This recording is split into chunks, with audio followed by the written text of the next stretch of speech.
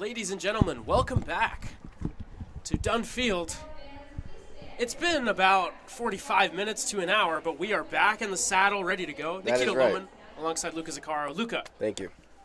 fresh off of a 3-1 loss, how do you think the Muckdogs bounce back headed into this contest? You know, I think the Muckdogs, you just got to shake it off, right? It's hard. The game just happened pretty much 45 minutes ago, but it really is a new, fresh game. They came up against a really good pitcher in Hoyt, who had a strong day, had 6 strikeouts, went for 6 innings, really did his thing, and, you got to tip your cap to the other team sometimes, and I think that's what happened.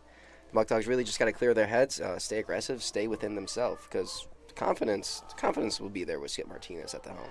Absolutely. A stat that got tested yesterday that I want to throw back out there. Okay. The Muckdogs, after a loss, now 4 losses, after the first 3 losses, every single one of those games, you know what they did? They scored double-digit runs. So it's that fight back. Sure, it's only been 30 minutes since that last game, but It's fresh. But it's all about the mindset, right? You can see that as, oh, dang, we have to go back out and play again after we just lost. Or you can see it as a privilege. Oh, we get the chance to get that bad taste out of our mouth this soon? Immediately. And there's a bunch of dogs, muck dogs, no pun intended, on that field. I'm not concerned. I expect them to come out swinging. I completely agree, Nikita. When talking with Skip, about the season and about the players that he decided to bring onto this team, the one thing that came up was, I'm looking for dogs. It's not about who was the best player. It's all about me. For Skip Martinez, it's about dogs. It's about guys who love the grind, who want the work. And we do have a team full of dogs on this Muckdog squad. As we are about to get set for this next game, the weather has stayed still pretty nice, a lot more cloudy. It is definitely cloudy. No chance of meatballs, I've heard. But it is certainly cloudy here. Okay. And the man taking the bump here in Game 2 for Elmira, it'll be Brendan Hayes. Hayes making his second appearance of the season. The first came against Batavia. That first outing was not great. He's also going to want to take the bad taste out of his mouth like the entire Elmira team did in Game 1. In that outing, he went 1.1 innings. He allowed 3 earned runs, 4 runs total, 6 hits, struck out 2 batters. Hayes, he finished his sophomore season at Barry University. He was part of the JV team. He'll be looking to shake off that outing and come back out swinging, having guys swinging and missing. And while we have a moment, let's run you through tonight's Batavia Muckdogs starting lineup. In right field and leading off, he moves from left to right. It'll be Braden Horton. Batting second, manning center field once again, it's Brian Fry. Third man to the dish is the extra hitter, Jackson Inman.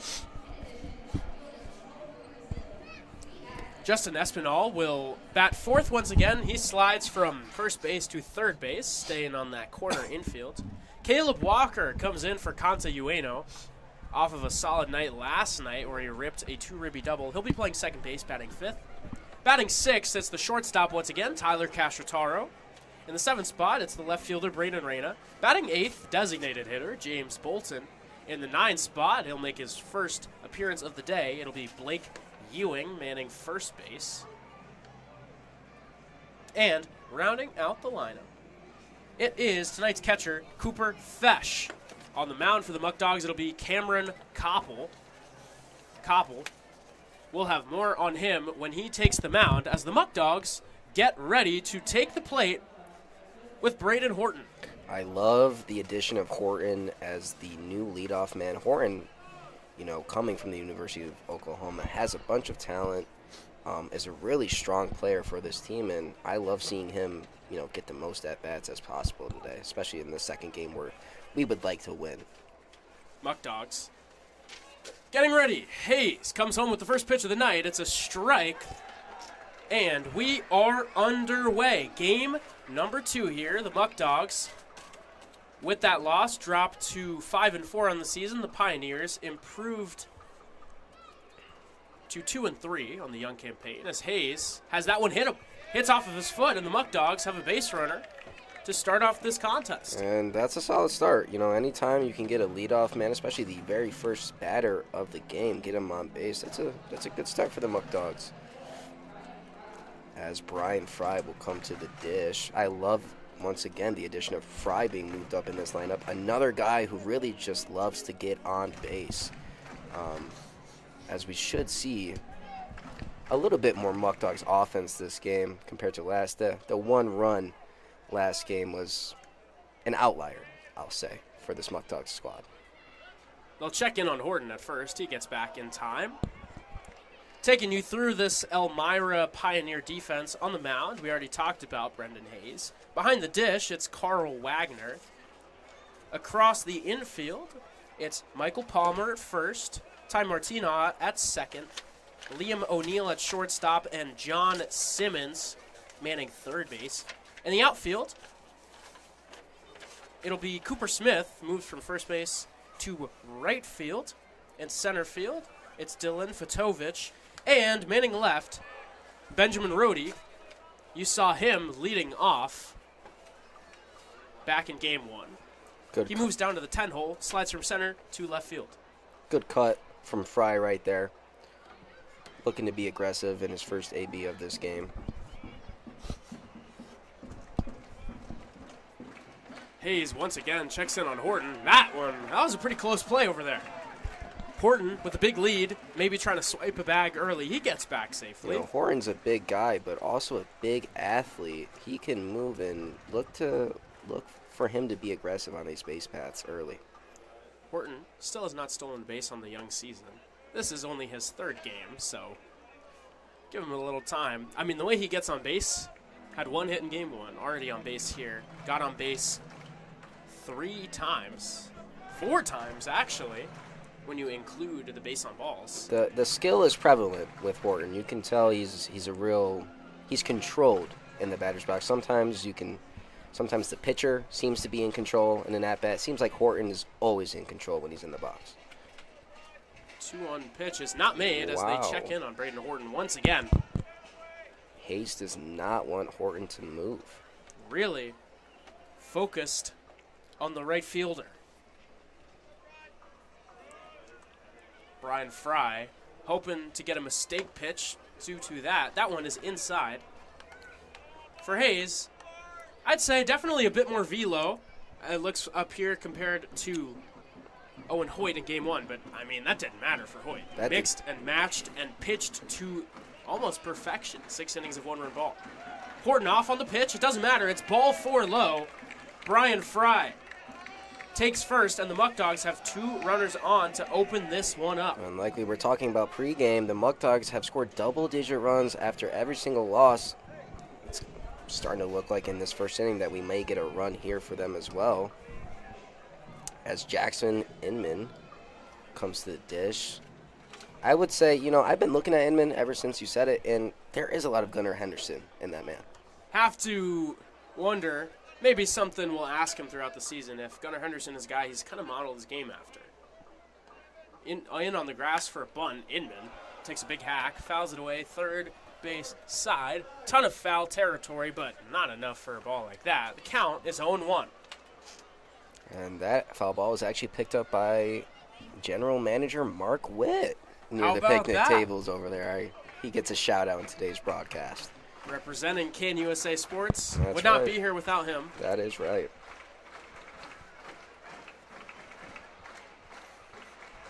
Inman, not a guy you'd expect to bunt a bat like his. 0-1 pitch on the way. He swings and misses through that one. Strong fastball from Hayes there.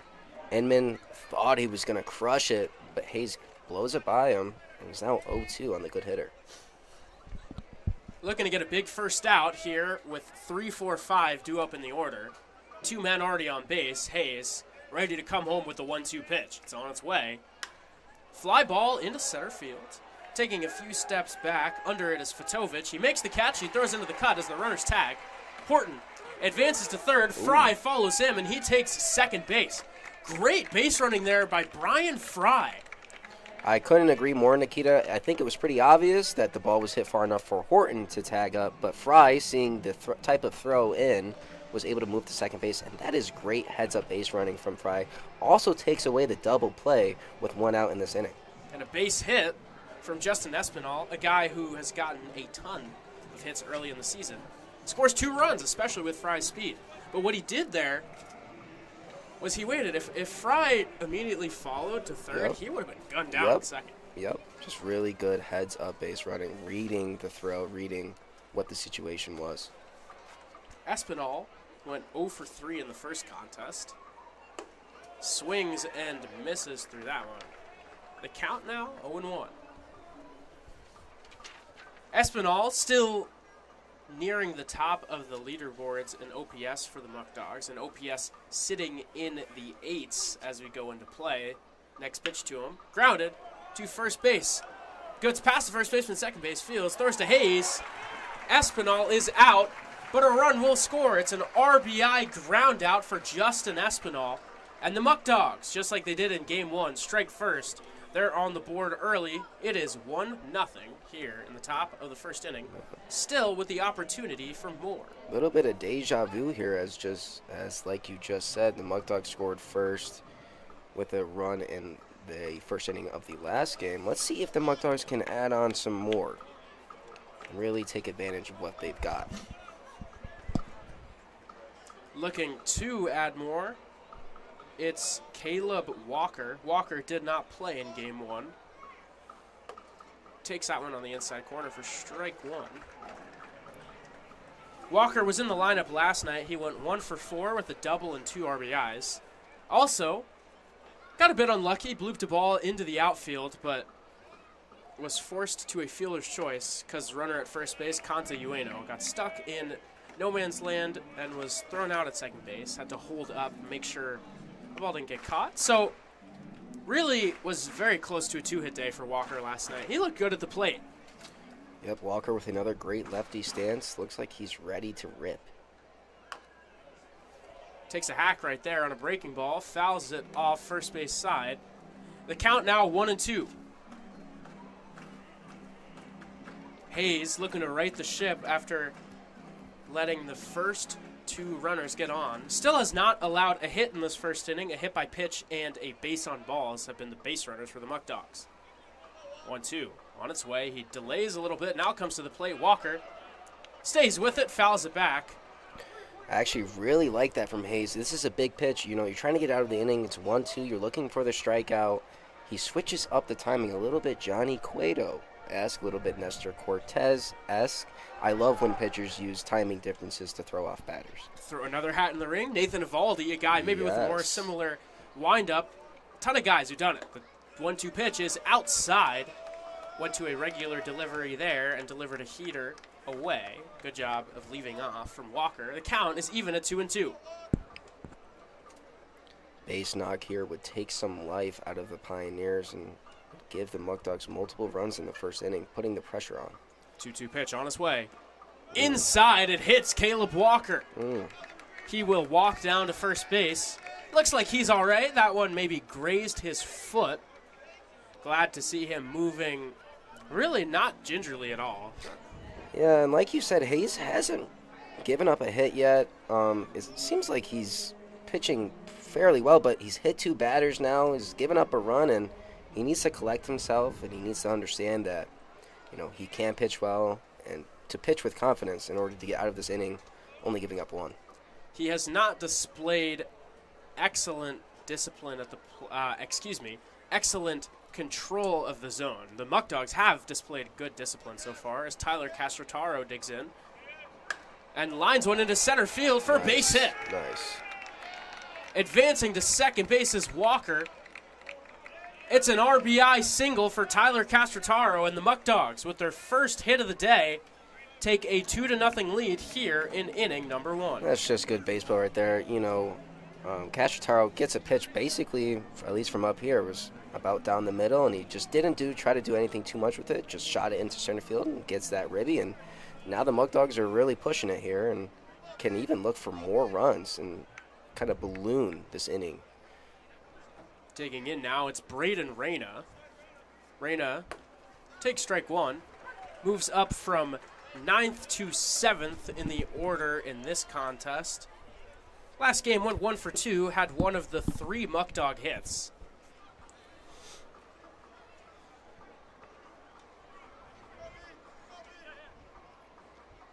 A 1 pitch on its way. That one paints the outside corner. Beautiful breaking ball there from Hayes. 1 strike away from ending the first inning. Couldn't have said it better myself. That was a great pitch by Hayes. Reyna down to the count, looking to protect. He chokes up on the bat. Off for third, but a swing and a miss. Strike 3. Brendan Hayes K's Braden Reyna to end the top of the first inning. But not before the Muckdogs score 2 runs on 1 hit. They leave 2 runners left on base. And after a half inning of play, it is 2-0 Batavia. Elmira coming to bat.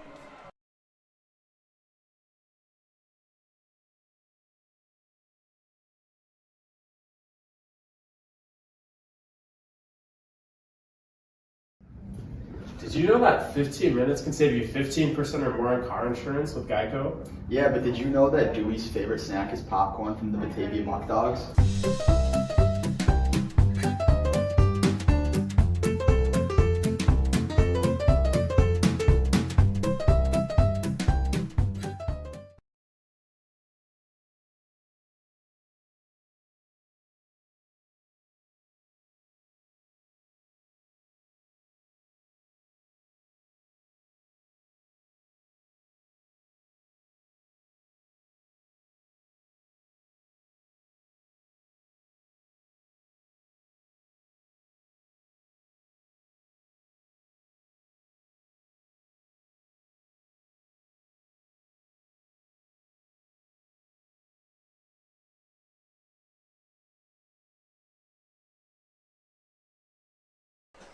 Cameron Koppel on the bump.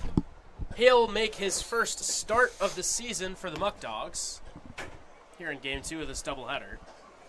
Koppel last appeared in the thrilling comeback 13-12 victory over Geneva 6 days ago. He was brilliant. He got the win, 3 2/3 innings, did not allow a run. Koppel really was the head of that comeback, led the comeback with his dominant pitching, keeping us in the game. I was there, of course, being the in-game host, and once my activities were over, I was able to sit down and really watch the game, and it was an incredible comeback for the Muckdogs. One of the best baseball games I've ever been a part of. Koppel will be greeted by Dylan Fadovich, who takes one inside for ball 1. Fadovich did not play in Game 1. He's making his 4th start of the season. He just finished his freshman year at the University of North Florida. Takes that one for ball 2. After Fadovich, it'll be Cooper Smith and TJ Gramesty. Check swing called. Strike 1 from Koppel right there. Count is 2-1. I think some keys for Koppel today is just really, to throw strikes and to be confident. I think Koppel has a lot of confidence just in his personality, and he needs to exude that on the field. Sky down the left field line. Making the catch in the corner is Reyna, and that is the first out. So ball hit fairly well, but Braden Reyna was there with ease, and there's 1 away. No catch, no ball in this outfield is easy to catch with the outfield grass being the way it is. That's a really good job by Reyna to be able to track that ball down as it was slicing away from him towards foul territory. Cooper Smith takes one for strike 1. He did not fare too well. Pioneers got 11 hits. He did not have any. Went 0 for 4 in Game 1. Back in the 2-hole. Checks his swing, but they say he went. And that is a called strike 2 from Koppel. Koppel really attacking Cooper Smith in this at-bat. Really good job and to shut down a great hitter like Cooper. Pitch. Outside, ball 1. It's important for the Muckdogs to attack Cooper and to make sure that he doesn't get hot, as he's a big part of this Pioneers lineup. A called strike 3. Koppel snaps a beautiful breaking ball Lands back in the zone, retires Cooper Smith for the second out of this first inning. That slider had some great spin on it, froze Cooper with all of that spin, and Koppel's looking strong in this first inning. Really just picking up where he left off versus Geneva, and picking up where he left off after his freshman season at the Indiana University of Pennsylvania, where he was brilliant. ERA below 2.2. Solid bulk. There's a ball right there to TJ Gramasty.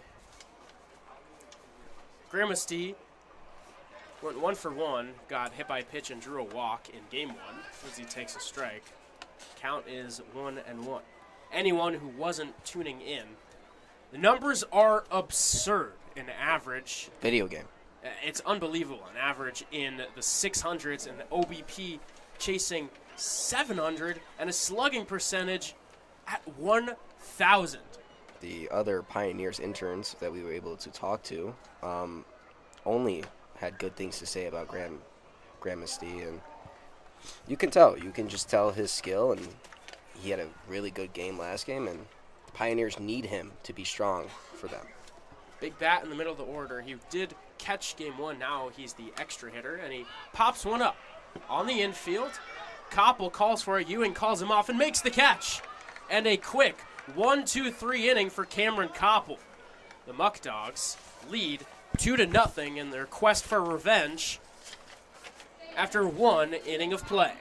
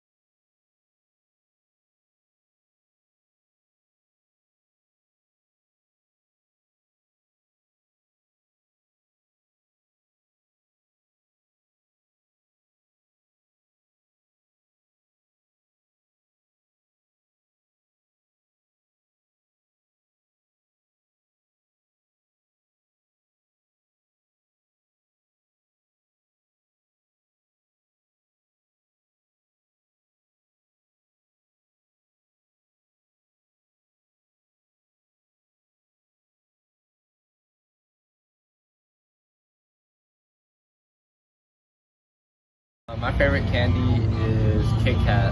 So I eat the chocolate first and then the white. Leading off inning number 2 for the Muckdogs, it's the designated hitter, James Bolton. Bolton did not play in game 1. Returns to the lineup.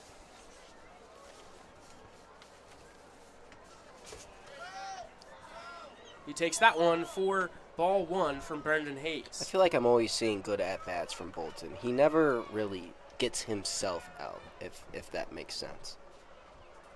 A lot of deep counts, an experienced guy. Hey, shows it off right there, takes a breaking ball outside and jumps ahead 2-0. Solid numbers for Bolton, more than solid, especially in the on-base department. That's right. An OBP at 471 here in the early going as the 2-0 pitch is a called strike 1 on the inside corner. And he wouldn't be able to do that without his great control of the strike zone. He has 4 walks to 3 strikeouts on the season. Anytime a guy can walk more than he strikes out, it's a huge asset to have as he shows off that great control of the zone, takes one just a touch low and goes ahead 3-1. That was a good call for the Muckdogs, if I can say so myself. Bolton ahead 3-1. Hayes comes home with the pitch, and that one is inside, ball 4. Bolton draws another walk. That'll bump up that OBP. He's on as the leadoff man here in the top of the second. Muckdogs get another leadoff man going in this second inning. Similar to last inning, getting the first man up to bat on base. That's strong. That's good for confidence. That's good for momentum. We can kind of get the snowball rolling here with Ewing, the big lefty, coming up to bat. And you want to talk about on-base percentage? Nobody has been better at getting on base this season than Blake Ewing. He has not played in every game, but a .643 on base speaks for itself. He has been a machine when it comes to getting to first base. You know, and maybe I'm wrong, maybe I'm right. I think Ewing is intimidating in that box. Big body, big stance. Looks like he can do damage at any time. That big open stance from a lefty, it really makes it look like he can hit a bomb at any moment as he smacks that one foul. Falls behind 0-1. Yeah. He got the barrel on that one, though, and it made a loud noise. It's not a surprise Somebody why in the pitchers crowd, are a bit afraid. Somebody in the crowd better duck. You know what I mean? They better watch out when this guy's up to play, because anything this guy hits is being rocketed. And look, it's a rocket one in the gap in the outfield as the 0-1 pitch is on its way. Smokes that one. He's just a touch late. Fouls at third base side. The count 0-2. Ewing not in the spot he wants to be, being down 0-2. Needs to settle in, be patient. If it's close, you gotta put a bat to it. 0-2 pitch on the way. Taps it in front of the plate. It's fielded by Hayes, but it's not.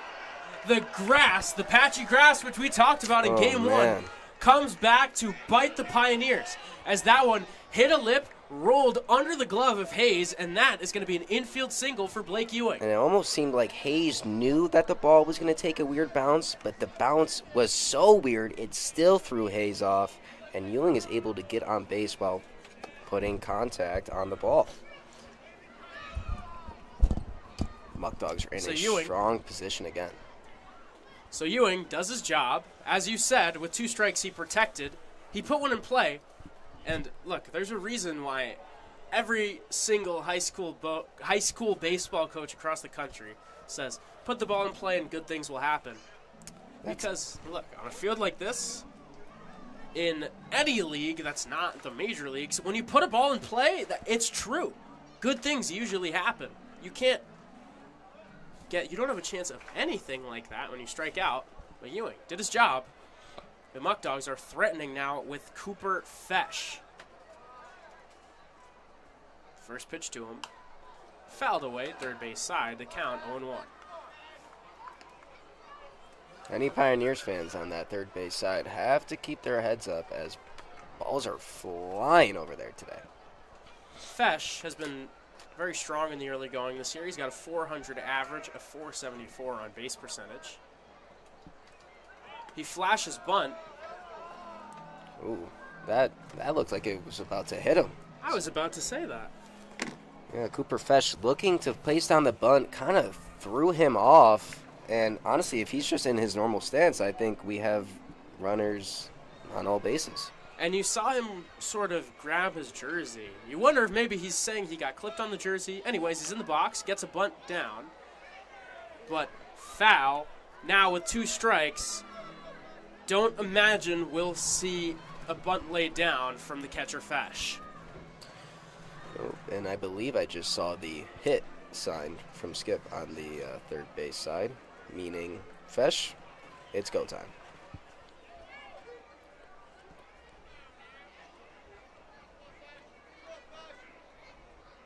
Pitch from Hayes. Grounded, first base. Fielded, he'll only have 1 play. Flips to Hayes covering for the first out. Cooper Fesh with a productive out.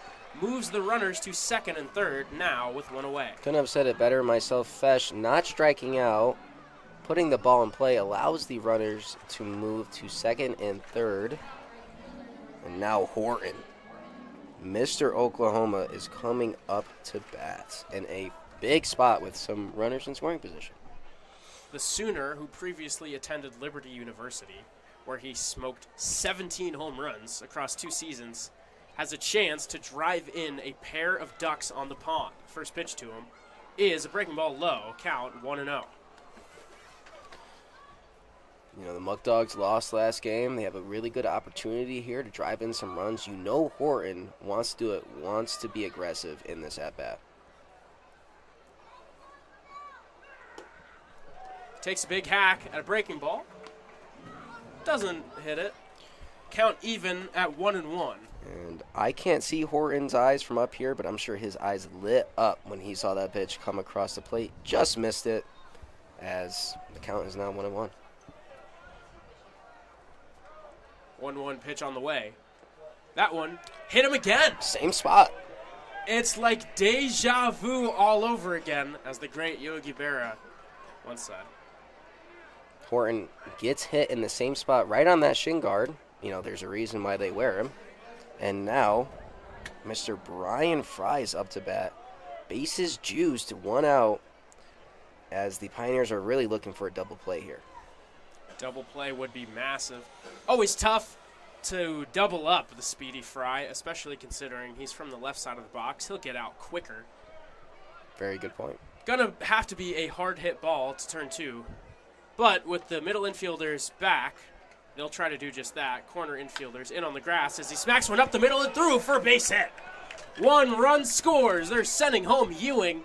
He scores without a play. It's a 2 RBI single for Brian Fry, and the Muckdogs are up 4-0 here in the top of the second. And, you know, Fry is so smart, recognizes that the middle infielders stay back. He places that ball right in between them, hits it just hard enough to get it into center, as it looks like the pitcher, that is not the pitcher. Nah, that is the first baseman, Michael Palmer. Not sure what happened, but... Yeah, so it looks like on the cutoff, Palmer tried to put his body in front of the ball as to keep it from bouncing around, and I think it caught him just in the wrong spot. Hope that everything's okay. I'll have trainer come out to check on the first baseman.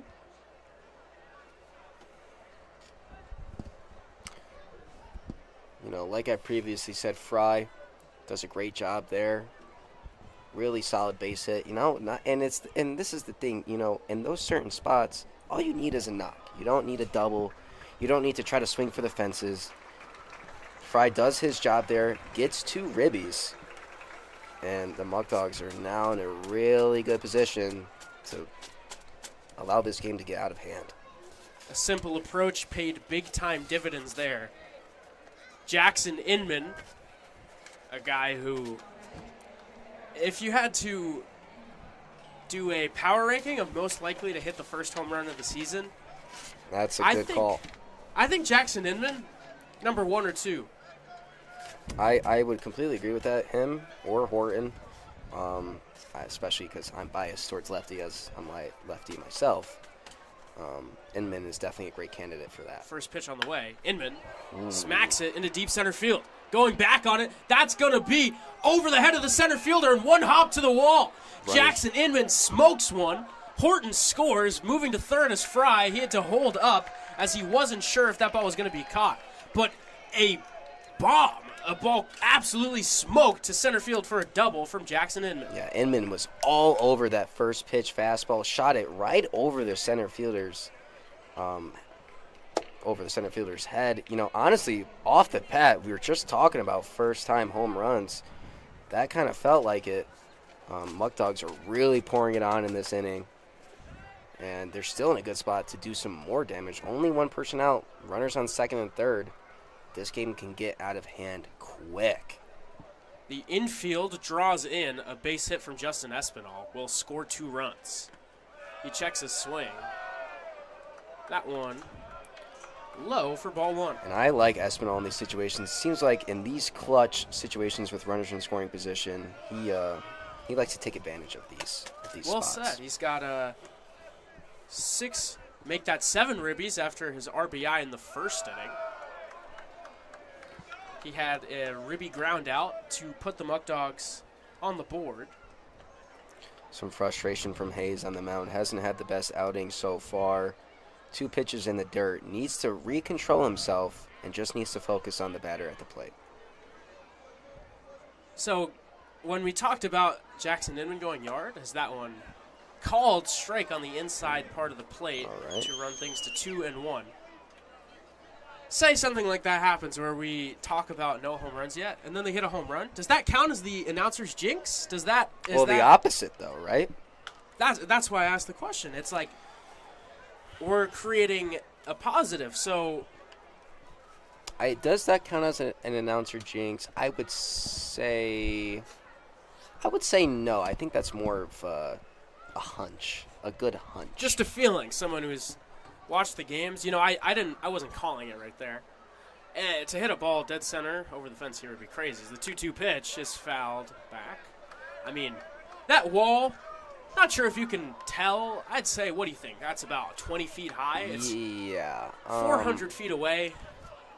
It would, and Inman did absolutely crush that ball, but you have to double crush the ball. If he just crushed it, you got to times 2 it to get that ball over the fence. 2-2 on its way. Espinal swings and misses through a breaking ball from Hayes. He records a big second out. And that's a big at-bat for Hayes. Obviously, this game has gotten away from him a little bit, but he's got to do a lot of damage control now. And like I said, focus on the batters. You got to have a chicken memory if you're a pitcher, and that means to be very forgetful. Trying to think like a bird here as Caleb Walker comes to the plate. He's one of the 3 hit batsmen in this Muckdog lineup so far. He got hit back in the first inning. Now with an opportunity to drive in a couple ribbies. He hits that one hard to Palmer. It hits off his glove. It's going to be a race to the bag. He is out. Nice job by Hayes getting over. Good flip from Palmer to just retire the speedy Caleb Walker. The Muckdogs strike for 3 runs on 3 hits. And after 1.5 innings of play, they lead 5-0.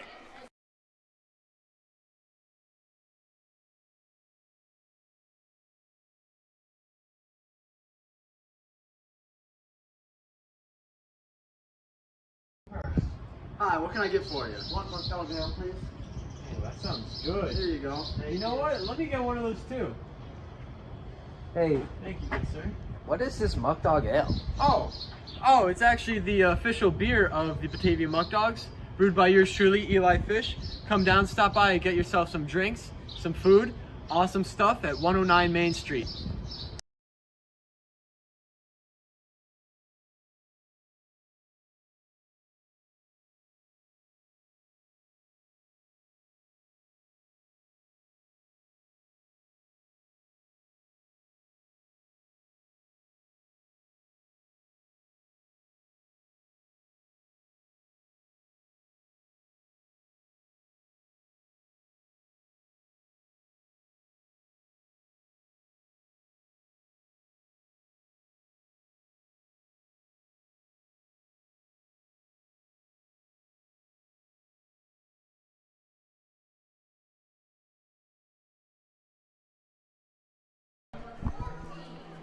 Now pitching with a 5-0 lead, Cameron Koppel once again toes the rubber and faces off against a new face in this Elmira lineup tonight. It's John Simmons. Simmons had game 1 off.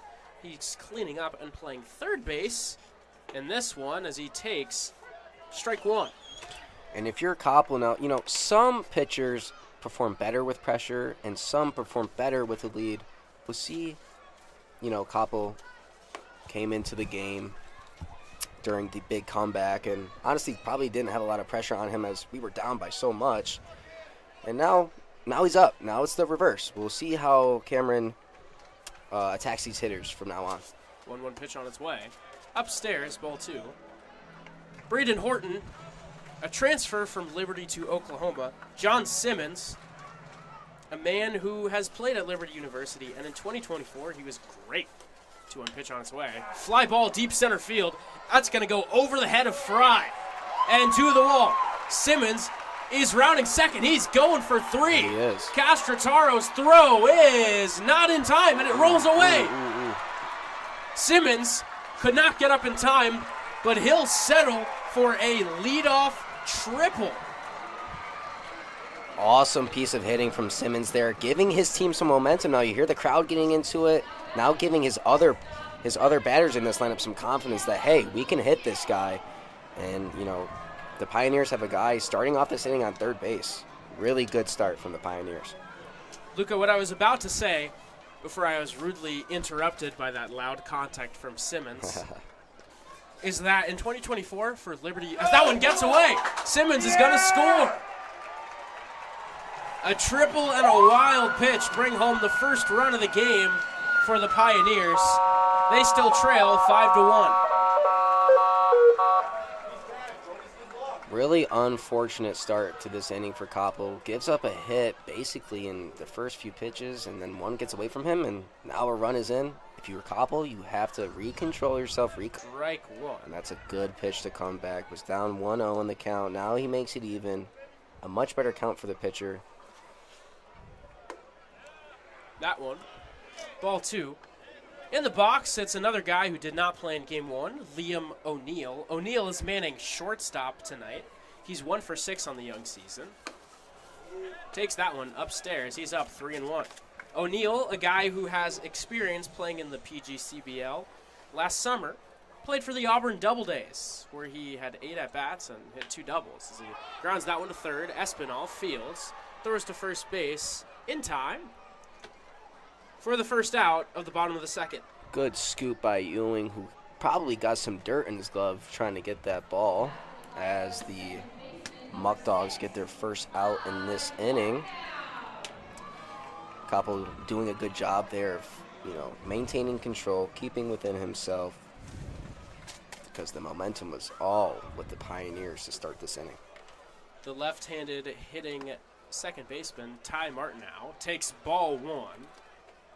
You know, really interesting. When I read this name on lineup card, I grew up throughout high school with the guy with the same exact name spelled. That's funny. It was yeah. I don't First know. name. Oh, no, it's cracked to right field. That's going to be a base hit for Martineau. Martineau, who came into this AB with an average at 417, bumps that one up. And Luca, maybe that's your buddy from high school. I don't think my buddy from high school was from Jacksonville, Florida, as the Ty Martineau on first base is. But what I can say is that was a good piece of hitting by Mr. Martineau, and trying to keep this inning going as the Pioneers are building some momentum again. Now Koppel has to deliver, and that's a first pitch strike. Carl Wagner is in the box. He, like many of his fellow teammates, did not start in game one.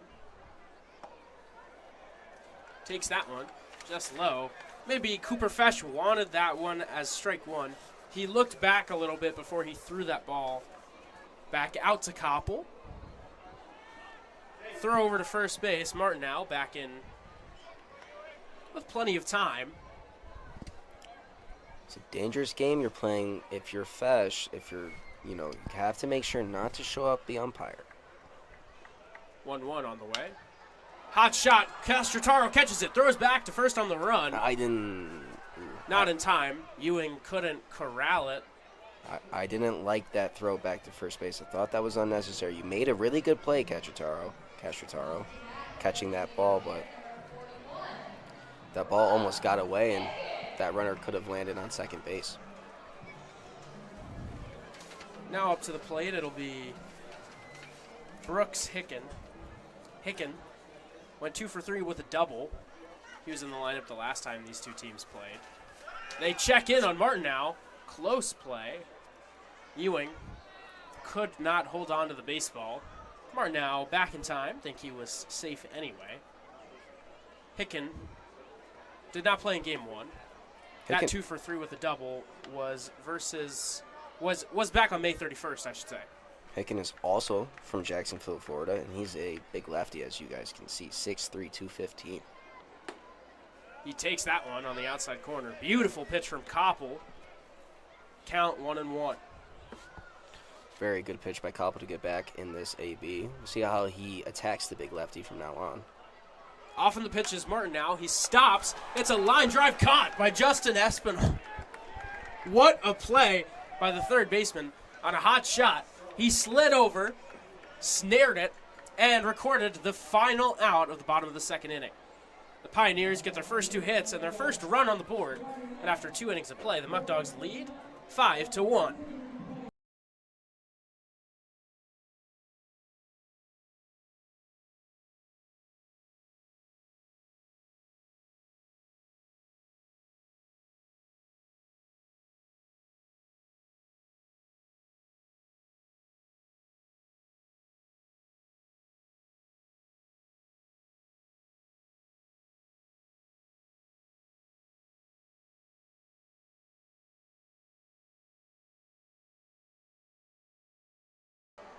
Muckdog fans, let's take a look at the upcoming schedule for your Batavia Muckdogs. Tomorrow, the Muckdogs are back home for the start of a homestand as they'll take on the Jamestown Tarp Skunks at 6:30 p.m. with fireworks after the ball game. That one will be a ton of fun. The fireworks, a beautiful spectacle. What better way to spend a beginning of summer Saturday night, Luca? That, and like I said earlier, baseball and fireworks go together great. I am from Syracuse, and the Syracuse Mets attending those games, and there's always fireworks after every game, and it's just a great time. It's very, very good family fun, very good family entertainment. You have summer, you have fireworks, just a great overall night to be at the ballpark. If you're looking for more family fun, Father's Day, the Muckdogs play the Buffalo Diesel at 4 p.m. They take on Auburn on Tuesday at 6:30 for a guaranteed win night. And then on Wednesday, it's Weenie Wednesday, a game that you're not going to want to miss. I mean, a $1 hot dog is a game changer. You can't beat that. You can't beat that. Tyler Castrotaro digs into the box after hitting an RBI single back in the first inning. First pitch, low, ball 1.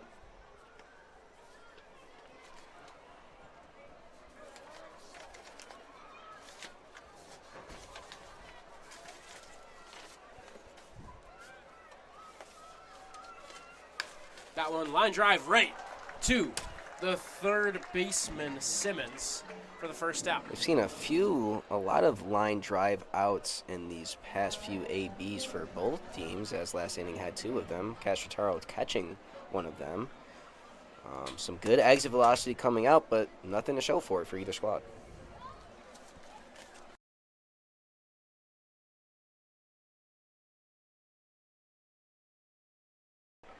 Braden Reyna dives out of the way.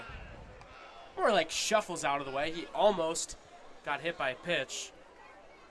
Would have been the 4th hit batsman for the Muckdogs. Count 1-0. Next pitch to him. Hot shot through for a base hit. Nice. Braden Reyna on with a 1-out single, his first knock of the night. Good piece of hitting from the Rochester native. Reyna does a good job. Just not trying to do too much with it. Shoots it right past the second baseman into right field. And the Muckdogs are cooking again in the 3rd inning.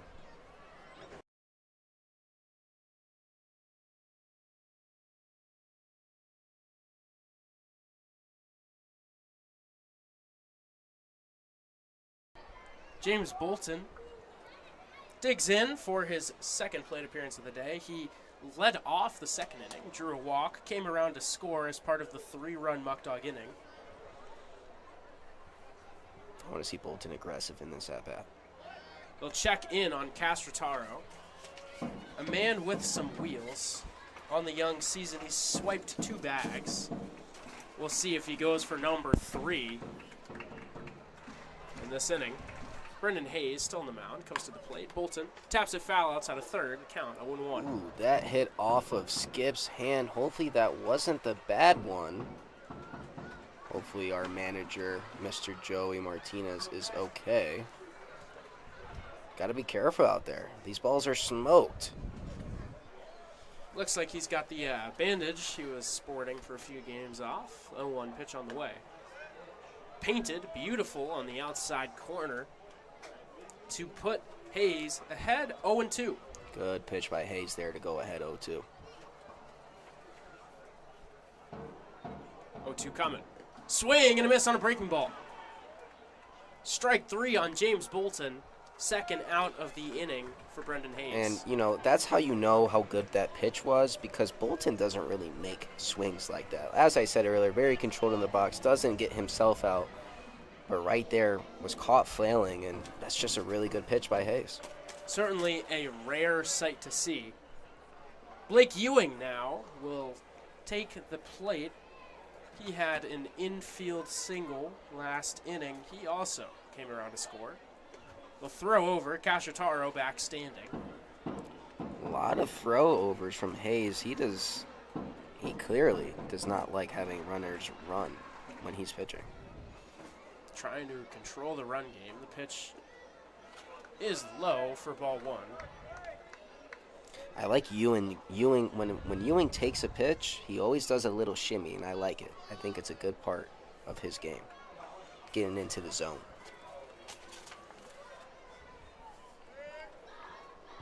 The 1-0 on the way. Inside, ball 2 on Blake Ewing. That one was really close to Ewing's hands there. That would sting. Yes, ball off the hands never feels good. 2-0 on its way. Ewing takes a big cut. Gets nothing but air. Count's still 2-1. If you're going to take a cut like that, 2-0 count. I was just about to say, Ewing and the pitcher both know what the count is. Hayes wants to throw a strike. Ewing knows a strike is coming. Took a big hack. Wasn't able to hit it that time. Cacciataro jumped over at first base. First baseman told Hayes to step off, but Cacciataro was back well in time. It's Reyna. It's Reyna on first. My apologies. A little mix-up. There is strike 2. I think the umpire might have signaled strikeout. Maybe he forgot what the count was, as it is now just 2-2. 2-2 on the way. Blake Ewing at the plate. Braden Reyna at first base. Fouls that one, third base side, and they'll do it again. Strong pitch from Hayes. That was a pitch that could have been called a strike or a ball, so Ewing, with a defensive hack, fouls it off and gives himself another chance in this AB.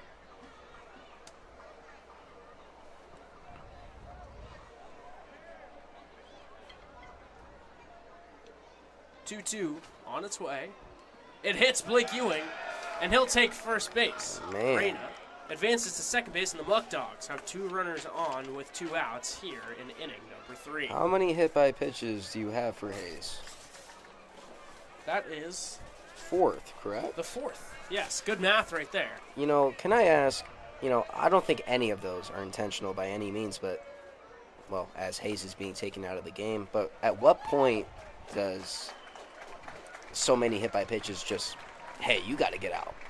What point do you think that is? I don't know if there's a line that the other team says. Because you'll take the free base runners, but it never feels good to get hit by a pitch. I think that might be the sign. Coach Drum felt like he'd seen enough. Pulled his right-hander. We're still awaiting, haven't really gotten a good look at the number on the new man in the ballgame. The second we do, though, we'll keep you updated.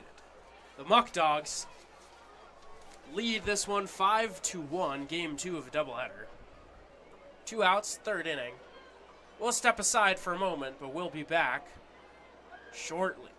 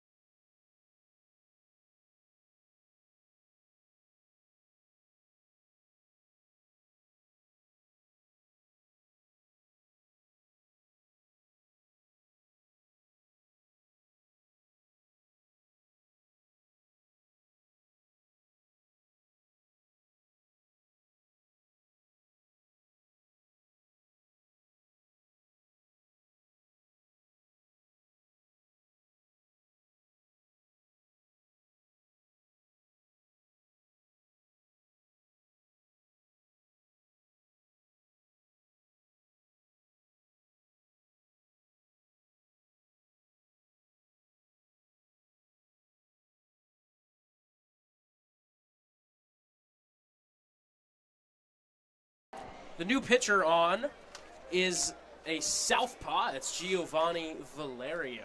Great name. Valerio, the Great name. Bayside, New York native. Luca, you got any notes on the new lefty in the game? I have a little bit. He just finished his senior season at the University of Bridgeport. As we have a first pitch strike for Valerio, he previously has played 2 seasons in the Atlantic Collegiate League. He's also from Bayside, NY, which I have no idea where that is. I don't either, but right now we're seeing him represent Elmira. He'll face the lefty Cooper Fesh, 0-1 on its way. That one outside. Evens the count at once. And, from one Italian name to another, Giovanni Valerio's is a very nice name. Definitely got a ring to it. Have to compliment the Pioneer for that. 1-1, pitch coming home. Fly ball into center field, taking a few steps back, and making the catch is Fatovich to retire the side. So the Muckdogs get 2 runners on base. They record 1 hit off the bat of Braden Reyna, but they do not score any. And after 2.5 innings of play, they lead 5-1.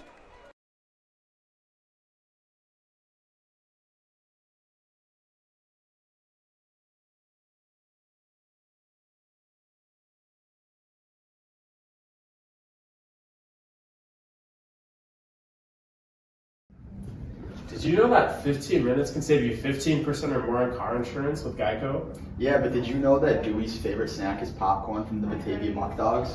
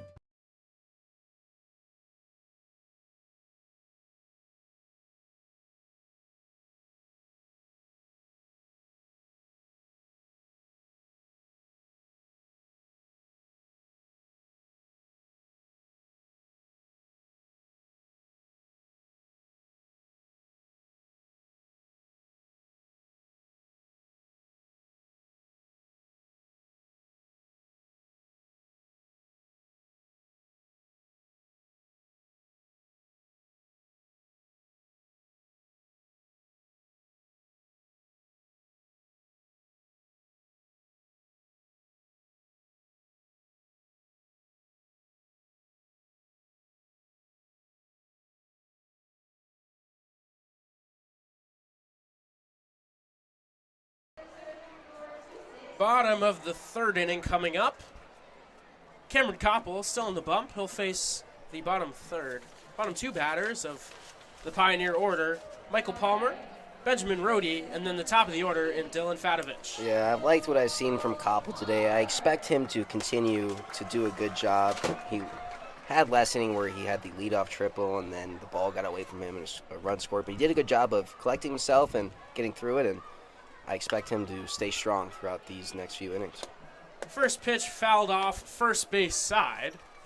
Glad to see Palmer okay. Was a bit shaken up. Yeah, I really just think the ball caught him in a weird spot, coming in from the outfield, bouncing up. It's that infield grass, making the ball bounce in weird ways. It'll get you. We've seen it quite a few times. It's that one outside. Count now 1-1.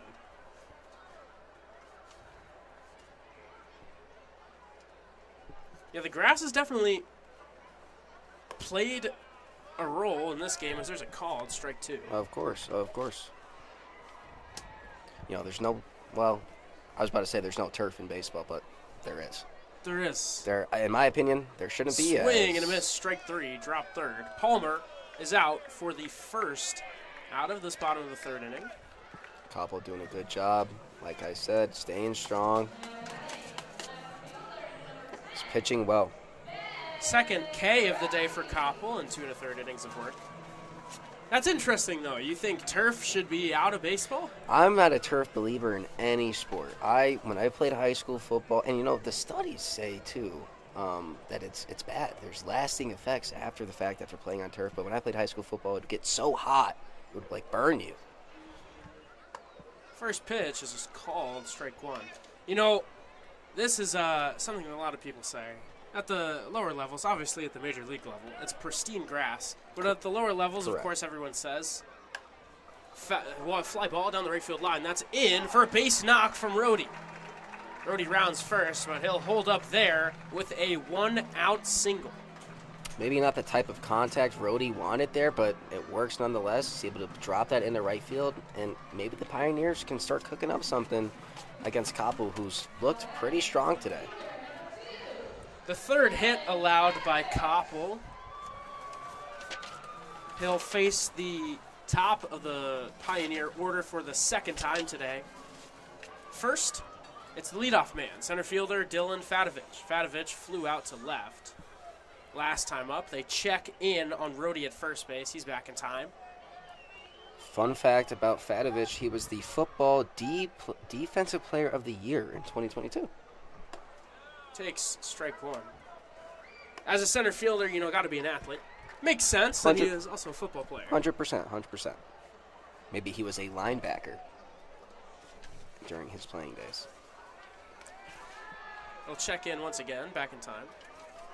At 5'8" and 157 pounds, I'd say probably not. Maybe a safety. I guess that would make more sense for safety, a center fielder. Probably had a lot of interceptions.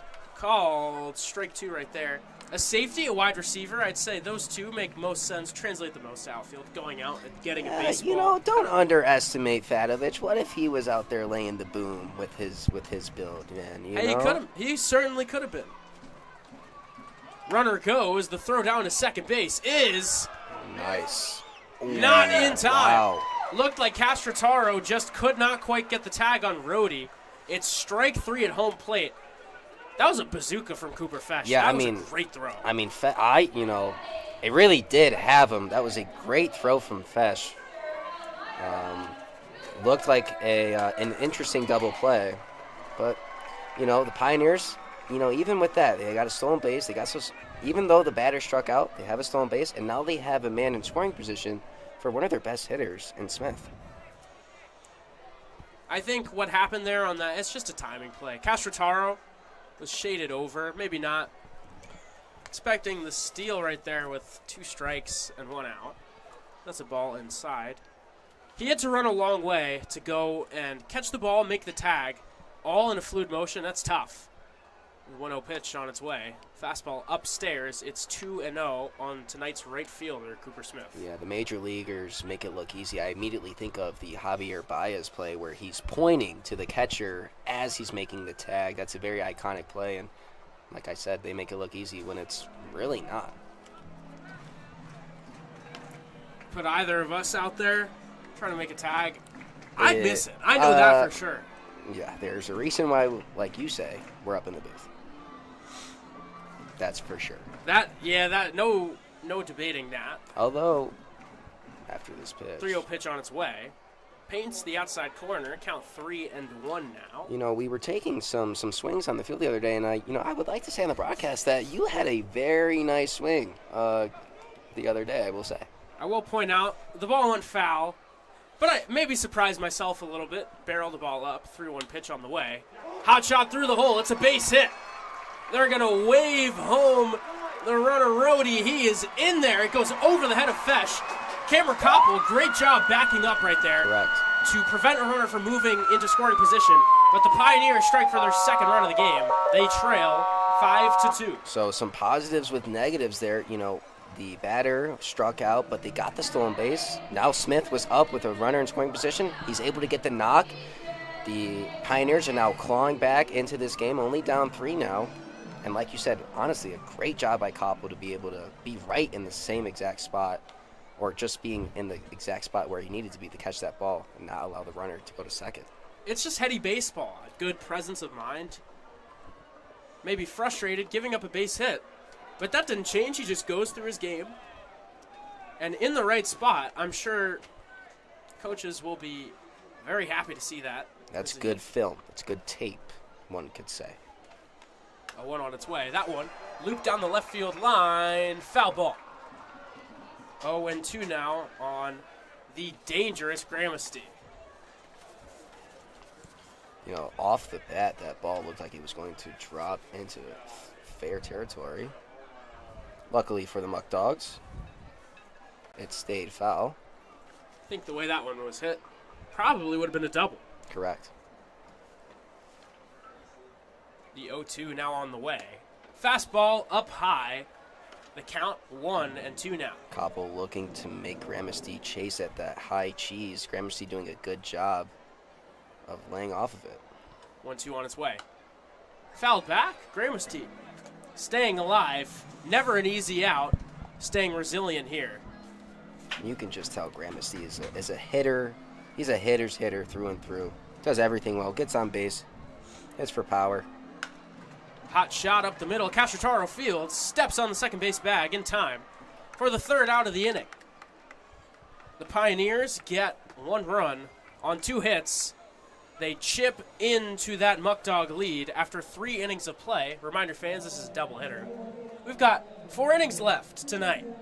We've played 10, got 4 left. The Muckdogs lead 5-2.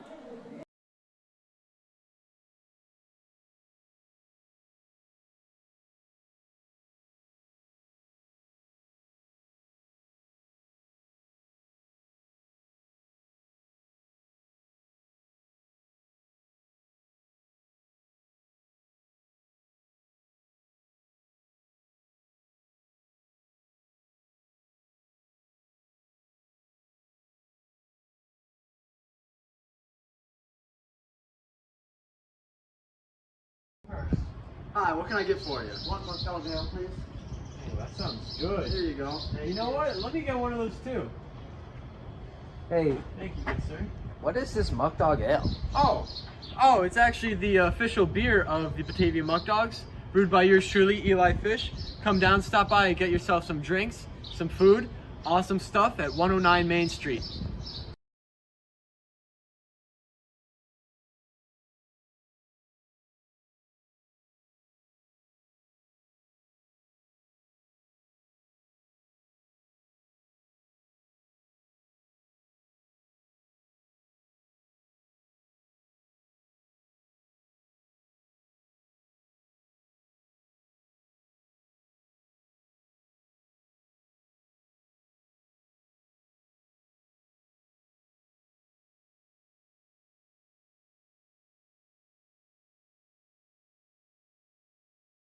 Jake.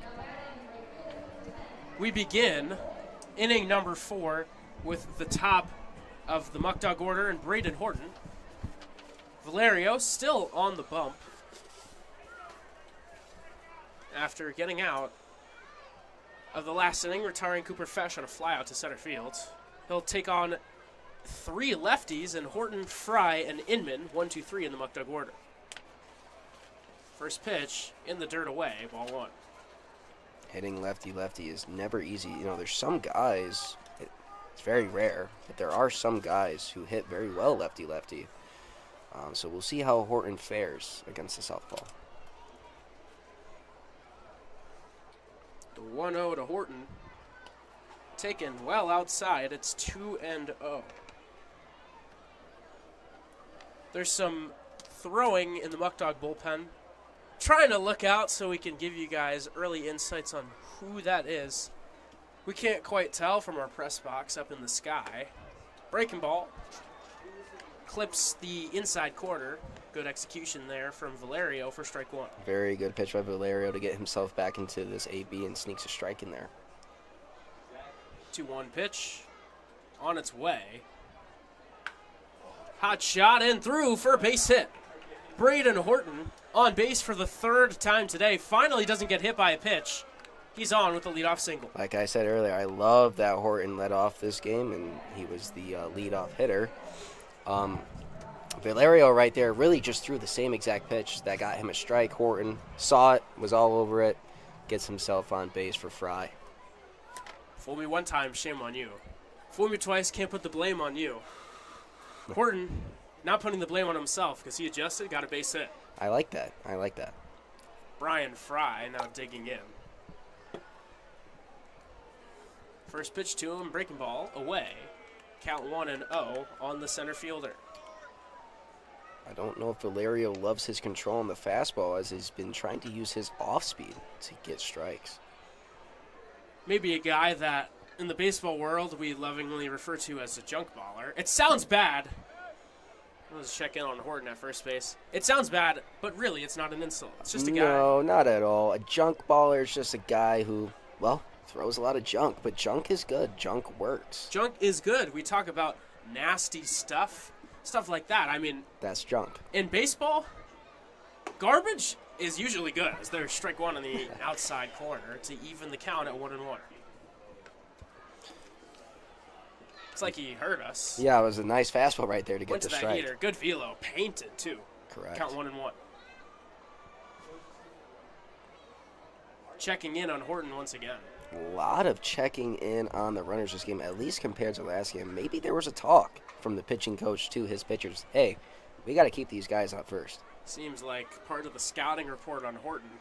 If you can remember back to the first inning, Hayes threw over a ton of times. Fry takes an awkward, half-hearted hack. Still counts as a strike, and it runs to 1-2. Some good junk right there from Valerio. Yeah, exactly. Fry definitely wants that swing back. Has to re-lock in and honestly get defensive here. 1-2. 1-2 pitch. To the plate, Horton runs. Swing and a miss, strike 3. Horton is in there easily. You can see why they keep checking in on him. I mean, that wasn't even close. Yeah, Horton really showing off the wheels there. I believe that was maybe going to be a hit and run, as Fry didn't even look like he wanted to swing at that pitch. But Horton gets on second. The Pioneers get an out, and now Inman is up with a runner in scoring position. Inman ripped an RBI double. Ripped, maybe even an understatement. Yeah. One hop to the center field wall. He cracked it. First pitch to him here, breaking ball outside. We've seen a lot of that from Valerio here in this inning. The count 1-0. I love the back and forth between Horton and Valerio on these bases. If I'm Horton, I'm trying to mess with Valerio a ton. I'm skipping back and forth. I'm jumping up and down, flailing my arms. Maybe he's trying to get signs, the relay. Bunch of stuff that he can do at that second base. 1-0 on the way. Fastball low and away. And Inman is ahead 2-0. You know, really anything you can do to get into that pitcher's head is what should be done if you're the base runner. The game within the game, the little stuff that doesn't show up in the box score. A ball player like Horton, you know, he's going to fill that out. That's correct. 2-0 pitch coming home. Swing and a miss from Inman. That's strike 1. Inman aggressive 2-0. Took a big hack there. Didn't work out for him. Now gets another opportunity as the count is still in his favor, being 2-1.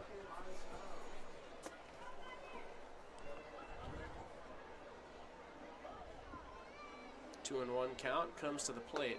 Swing and a miss. Strike 2. Two very well-placed fastballs from Valerio on that outside corner. Away from the barrel, away from Inman's bat. Inman might have to make an adjustment. Maybe he pushes that next fastball into left field. He's got to protect. He chokes up a little bit on that bat. Watched those hands move. The pitch to him. He reaches out, pokes it into right field. That one is caught for the second out. They try to throw behind Horton, but he's back in time. 2 away, runner still on second base. Really good pitching from Valerio there. Was down in the count, got back into it, and made a really good slider there to get Inman to fly out into right. Doing a great job executing pitches against the meat of the Muckdog order. As Justin Espinal breaks up a string of 5 straight lefties, the switch hitter batting from the right side against the lefty Valerio, trying to produce his 8th ribby of the young season.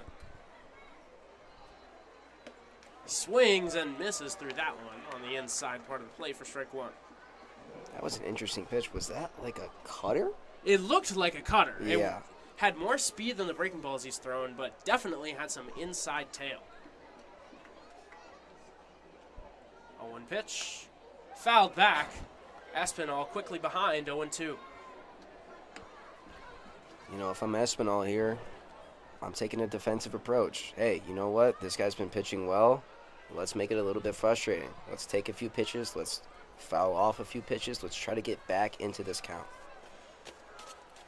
The 2-strike approach popular for some. Some guys just want to keep things the same on all their swings, keep the consistency. 0-2 on the way.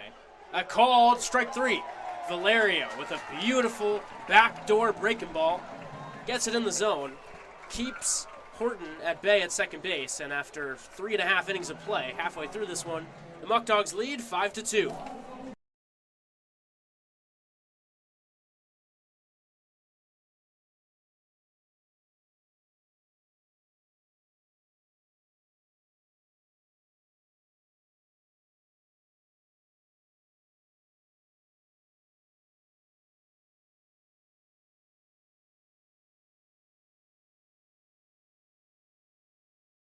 My favorite candy is Kit Kat, but I eat the chocolate first and then the wafer.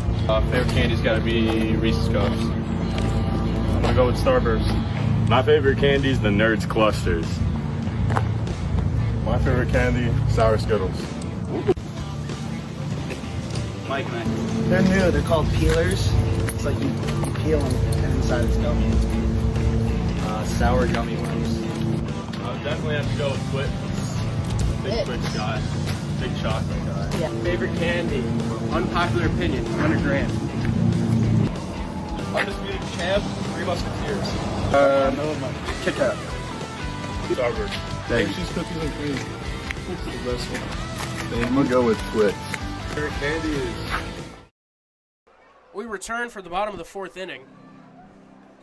Cameron Koppel still on the bump. He'll face 4, 5, and 6 in the Elmira order. First batter he'll face John Simmons. You know, it's important in these 7-inning games to have your guys go as long as possible. Koppel looking to get through another one. Koppel will try to get revenge on Simmons. Simmons smoked a triple to center field over the head of Brian Fry. Back in the 2nd inning, he put Elmira on the board. Scored shortly after on a wild pitch. Now he's quickly behind 0-2. John Simmons, a guy who can rake. In 2024 for Liberty University, he had a 1.045 OPS across 44 games. A D1 guy putting up those numbers. Dangerous as he takes that one low. Count is 1-2. I don't know if you mentioned it, but Mr. Simmons also hit 6 home runs. So there is some pop in that bat.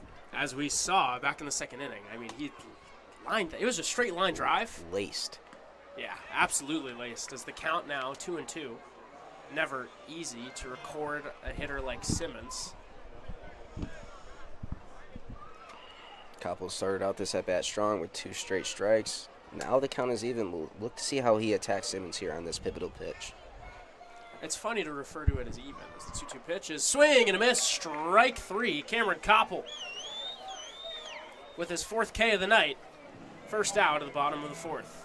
You can tell his stuff is on tonight. He's gotten some strikeouts on some good pitches. Went to the breaking ball there. And it's funny that we refer to 2-2 as even, because of course technically it is. It's 2 balls, 2 strikes. But the numbers show that when you get to 2 strikes, it's not even. I mean, it's so much more in the pitcher's favor, even at 3-2. Now maybe we should change that, but no, we're not going to. First pitch is a swing and a miss, strike 1 to Liam O'Neill. No, you definitely are right. There's always more pressure on the batter when there's 2 strikes in the count because that strikeout is ever apparent. And it's just harder to hit than to pitch. 0-1 on its way. Ooh, Koppel fell down on the mound. It looks like he gets up all right. That one evens things at 1-1. Yeah, well, you know, as we can tell, Koppel likes to throw with some authority and force, and looked like he really overthrew that pitch. 1-1 breaking ball executed to perfection. Gets O'Neill to wave through it. He's ahead, 1-2. O'Neill taking his time, stepping out of the box, recollecting himself. He's now down in the count 1-2. Trying to regather his mental and do the best to get through this AB. 1-2 pitch. Called strike 3. Heater on the inside corner. And Koppel's got back-to-back Ks to open up the bottom of the 4th. Koppel pitching very strong this inning. Delivering in strikes. being super aggressive, super confident, and that's exactly how we want him to pitch. Ty Martineau in the box. He had a base hit, flashes bunt, and takes strike one to open this AB. Base hit back in the second inning. Once again, Koppel, the first pitch strike. Such an advantage for the pitcher. A 1. Low. Looks like he wanted that one. No disagreement from Fesh this time. 1-1 pitch on the way. Martineau hits it deep to right field, taking a few steps back, and making the catch, however, is Horton. Strong inning from Koppel. Dominance on the mound right there. A 1-2-3 fourth inning from the right-handed two-way player. And after 4 innings of play, we're already on to the final 3 innings of this contest. The Muckdogs lead 5-2.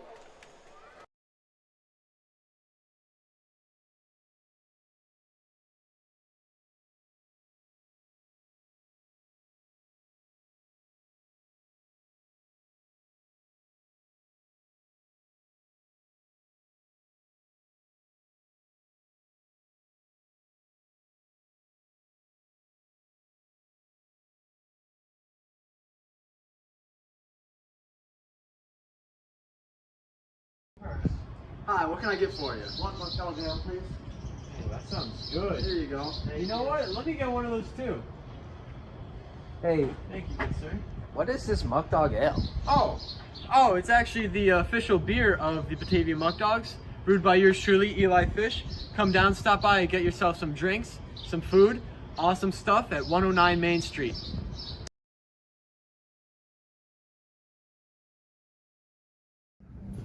Did you know that 15 minutes can save you 15% or more on car insurance with Geico? Yeah, but did you know that Dewey's favorite snack is popcorn from the Batavia Muckdogs?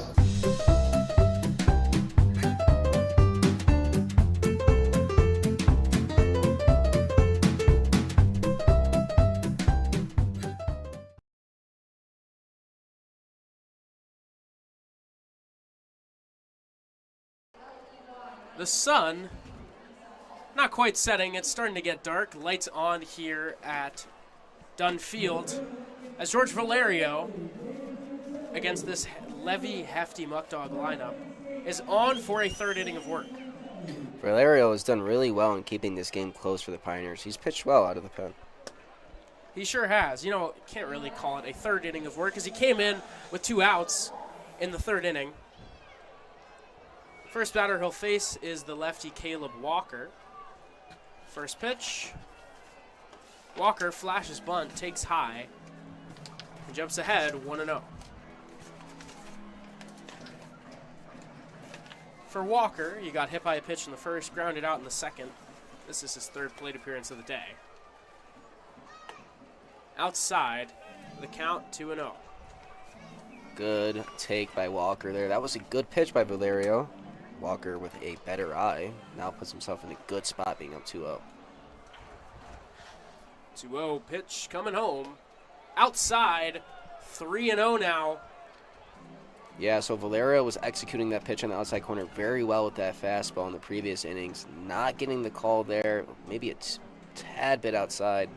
Needs to work back now. Up and in, ball 4. Caleb Walker on as the leadoff man.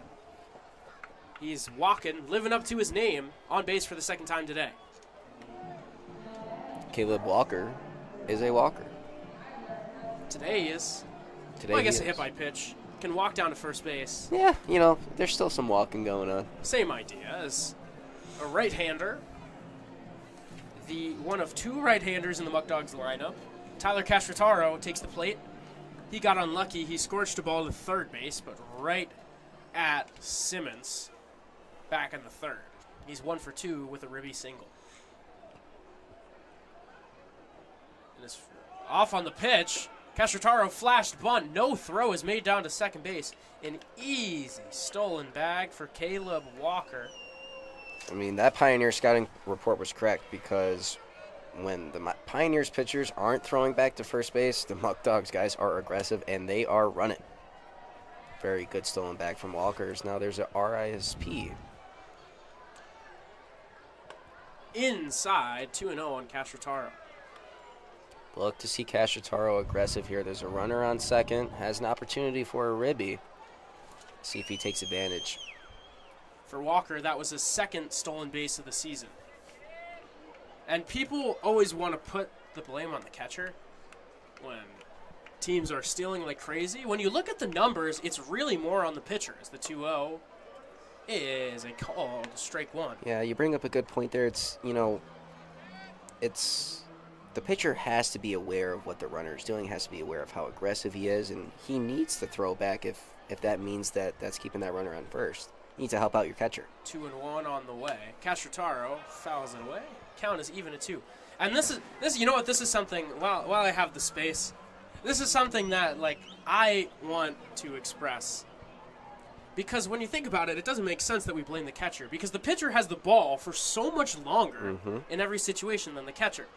So really, stolen bases should be more of a pitcher stat than a catcher stat. Is that one inside? Drills Castro-Taro. He doesn't look too happy. Can't blame him. Never feels good to get hit by a pitch. We all know that it's not intentional, but, if you're the batter, that baseball being thrown at you at however fast, 75, 80, 85, it's going to sting, it's going to hurt, it's going to be frustrating. Leaves a mark, but also leaves a mark on the base paths as 2 runners are on for the Muckdogs here in the top of the 5th inning. Nobody out. Good opportunity. Muckdogs were up 5. Pioneers clawed back, have scored 2, got a run in the 2nd and the 3rd. Now, an opportunity to extend this game back to a point where the Pioneers really can't come back from. O'Neill, Valerio, and Wagner had a brief meeting on the mound, maybe to try to settle down the left-hander as Braden Reyna comes to the plate. Got a base knock back in the 3rd inning. Flashes bunt, runners go. The throw is into center field. Man. 1 run scores. Castro-Taro will stay at second base, but Caleb Walker comes to the plate. A double steal leads to a run, and the Muckdogs extend their lead to 6-2. Bit of an awkward play from the Pioneers catcher there, as it looks like he didn't really want to throw it down the second yet. Thought, hey, you know what, let me just fire it, and it ends up going the wrong way, and it's over the second baseman's head, allowing the run to come in. Frustrating play for the Pioneers defense. Valerio needs to lock in and try to stop the bleeding.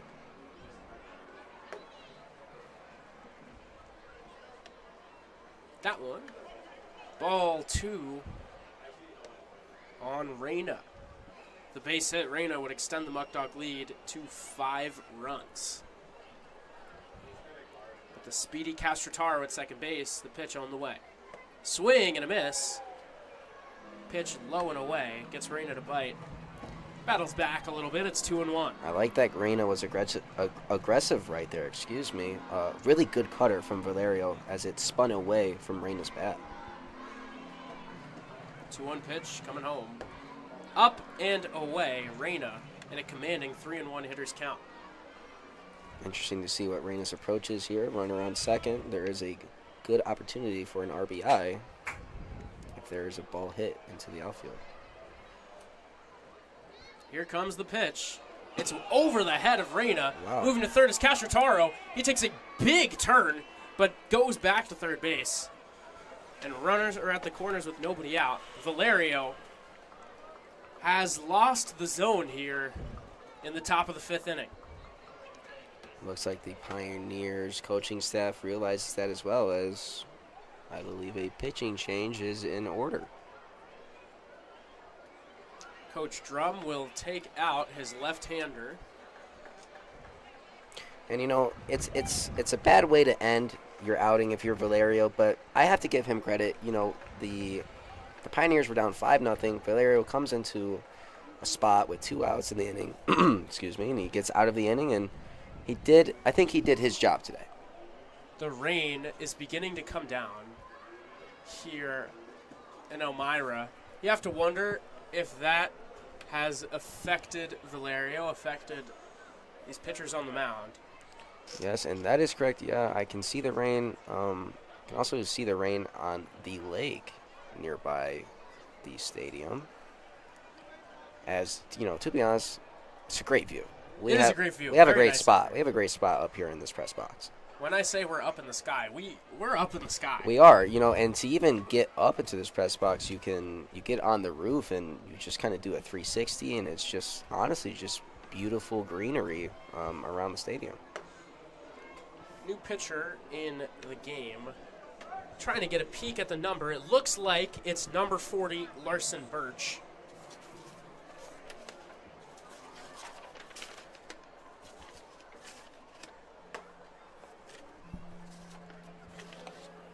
While Birch takes his warm-up pitches, we'll step away just for a moment.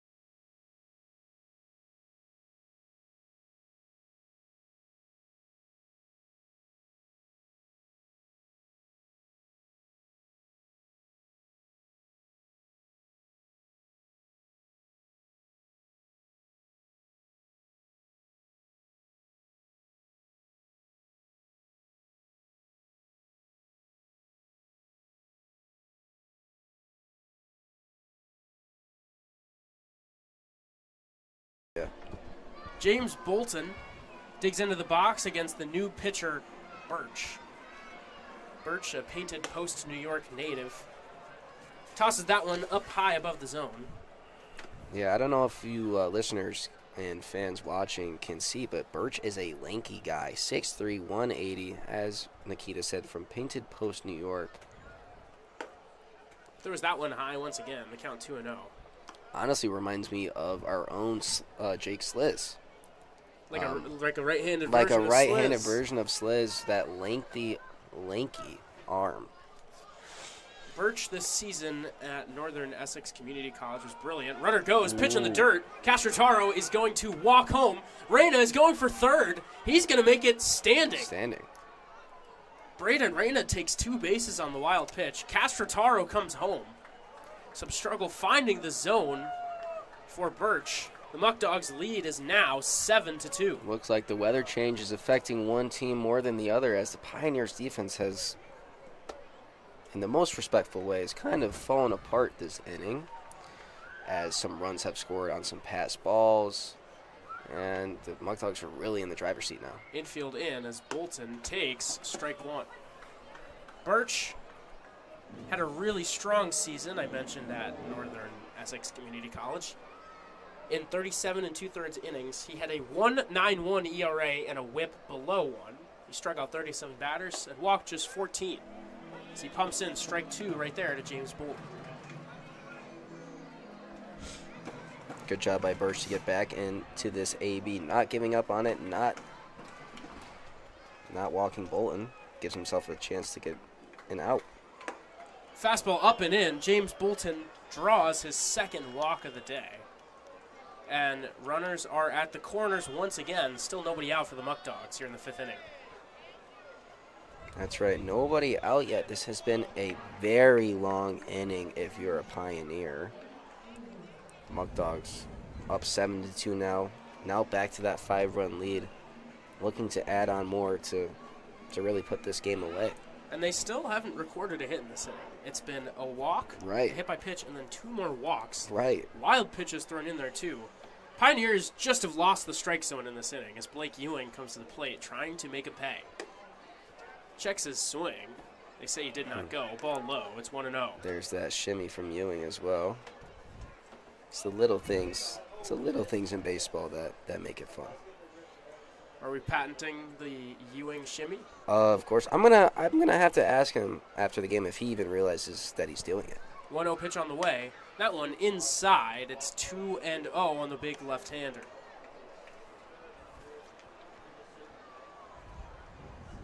For anyone counting, Birch 6 balls to 2 strikes now on the 8 pitches he's thrown since coming in. That one well outside. And when he's missed It really hasn't been close to the zone. Yeah, and it's interesting because if you're Birch, you're down 5. There's nobody out. Really, you should only be focusing on just throwing strikes. Just pump strikes. Hope you can get them to hit into outs. But it's easier said than done. Of course. If you could just say just throw strikes, everybody would do it. Yeah. But of course, tough game. Can be isolating out on that mound. Of course. You really got to be. It takes a certain type of person to be a pitcher. 3-1 on the way. Low for ball 4. Another walk, the 3rd straight for the Muckdogs, and the 4th of the inning. Have the bases loaded here in the top of the 5th. I mean, this crowd and it has really been deflated this inning. Like we just said, no hits for the Muckdogs. The Muckdogs are up 7-2, but they only have 2 more hits than the Pioneers. Really taking advantage of their discipline and their eye, and that's really the formula for this Muckdogs team is, we like to foul off pitches, we like to take walks, we like to take pitches, we like to run up the pitch count and really make the other team beat themselves. And that's exactly what's going on in this inning. A pinch runner into the game for the Muckdogs as James Bolton out, Jacob Vesco in. He stands at second base as Cooper Fesh comes to the plate. I'd like to see Fesh be aggressive here. Let's drive these runners in.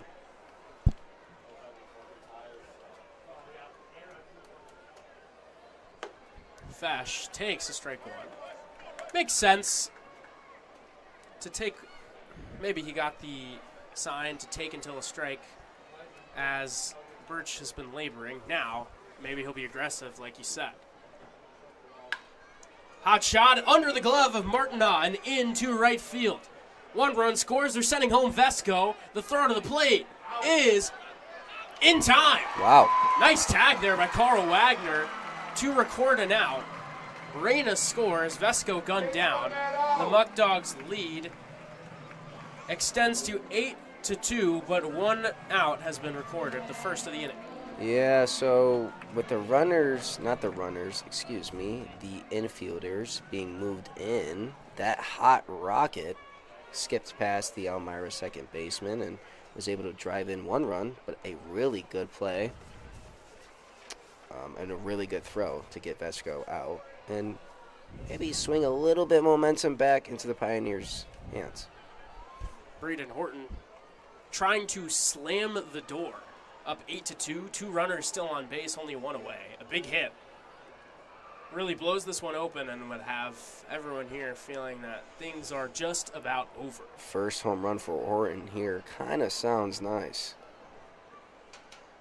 First pitch on its way. Fastball, strike on the outside corner.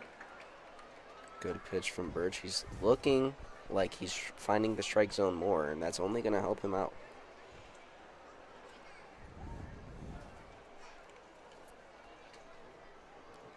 Next offering coming home.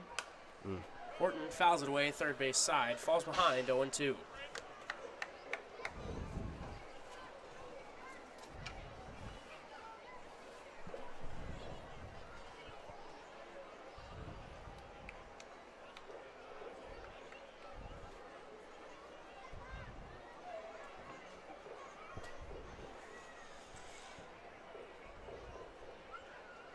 The 0-2 pitch on its way. Fly ball, center field. Catch is made for the second out of the inning by Fatovic. Big second out. Getting a big hitter in Horton. Yeah, Horton trying to get on for, I believe, his 4th time today. Unlucky there as he hit the ball right to the center fielder. Now Fry has an opportunity with runner in scoring position to maybe get another ribby, including the 2 he already has. Fry taking his first cuts against Birch. Takes that one low for ball 1. That had some velo on it. That was probably the fastest pitch Birch has thrown tonight. He's definitely got something on that fastball. He struggled with command. But when he's throwing it in the zone, it's not easy to hit. The 1-0 offering. Out. Called. Strike 1 on the outside part of the plate. Even at 1-1. Gonna hold my tongue on that one. as this is a good, friendly, family-friendly stream. We support umpires here. Oh, of course. 1-1 on the way. That one low. Brian Fry jumps ahead, 2-1.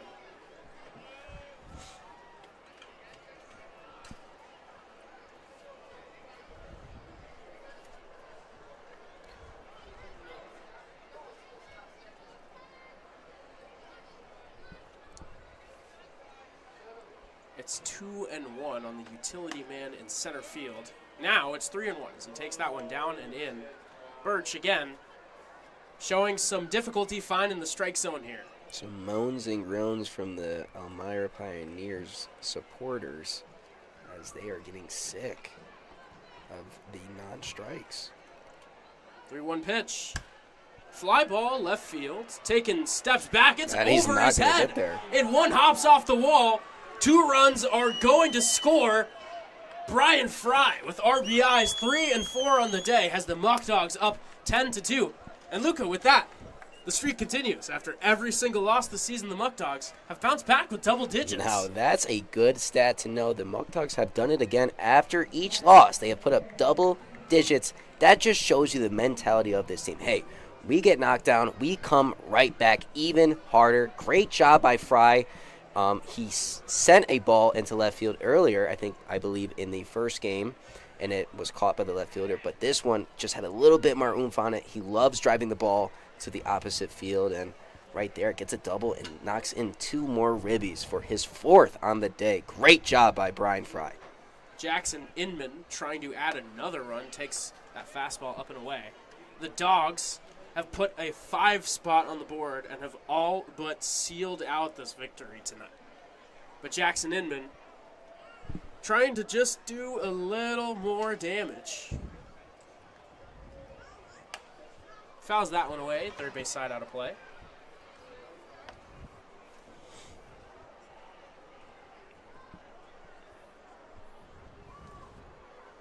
Inman, the 9th batter to come to the plate in this 5th inning. Looking for another ribby. Low and inside, count 2-1 on the extra hitter.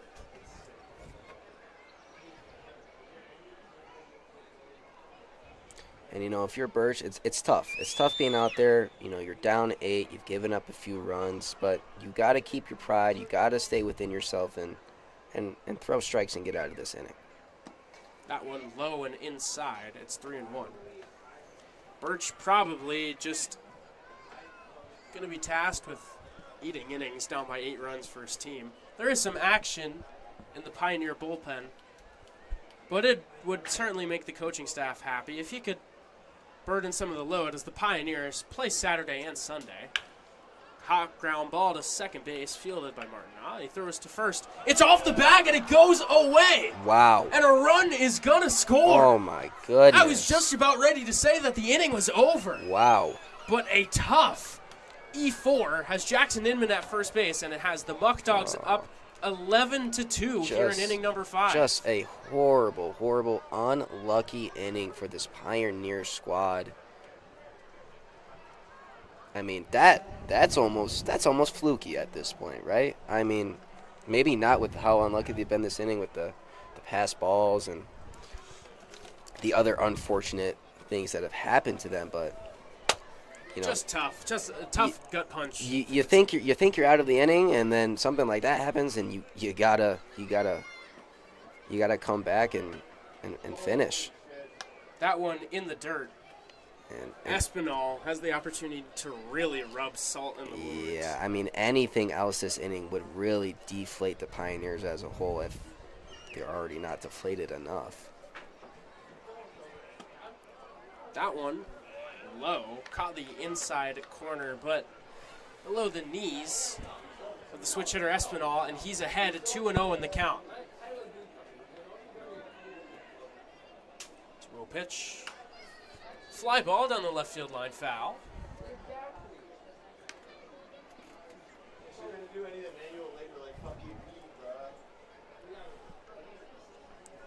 Would love to see Espinal continue to pour it on. Don't let up the gas pedal. We just took a loss to this team. Let's show it. 2-1 on the way.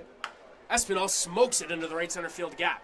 Chasing over and making the catch, though, is Cooper Smith to retire the side. Espinal put a barrel on it, but retires the side, but not before the Batavia Muckdogs roar, bark, whatever you want to say, for 6 runs. And after 4.5 innings of play, they lead this one 11-2.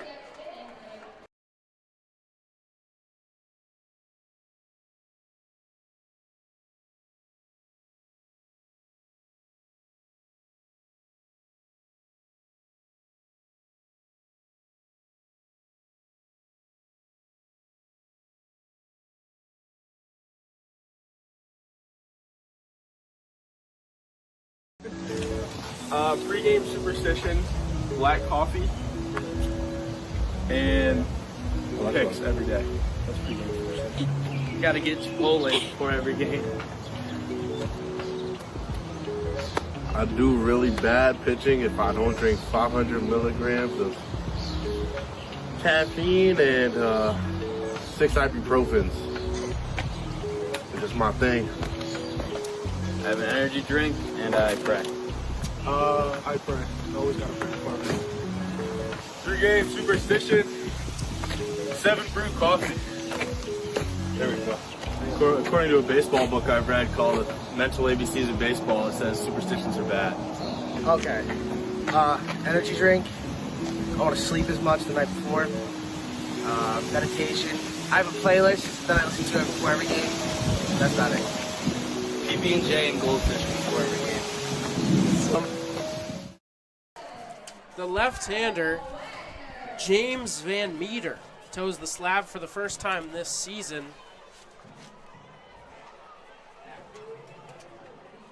For the Muckdogs, as he enters a 9-run game, as the Muckdogs scored 6 runs in the top half of the 5th inning. Van Meter fires that one inside, almost hits Wagner. And Count 1-0. There's still a mental game to this because if you're Van Meter, you know you're up 9 runs. You know how comfortable you are, and this is baseball. Anything can happen. Any little bit of momentum can help a team come back. So he needs to stay sharp, make sure he throws strikes, and put this game away. The count is 2-0 on Wagner.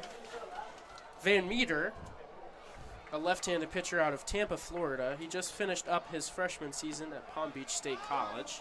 So he pumps it a strike right there.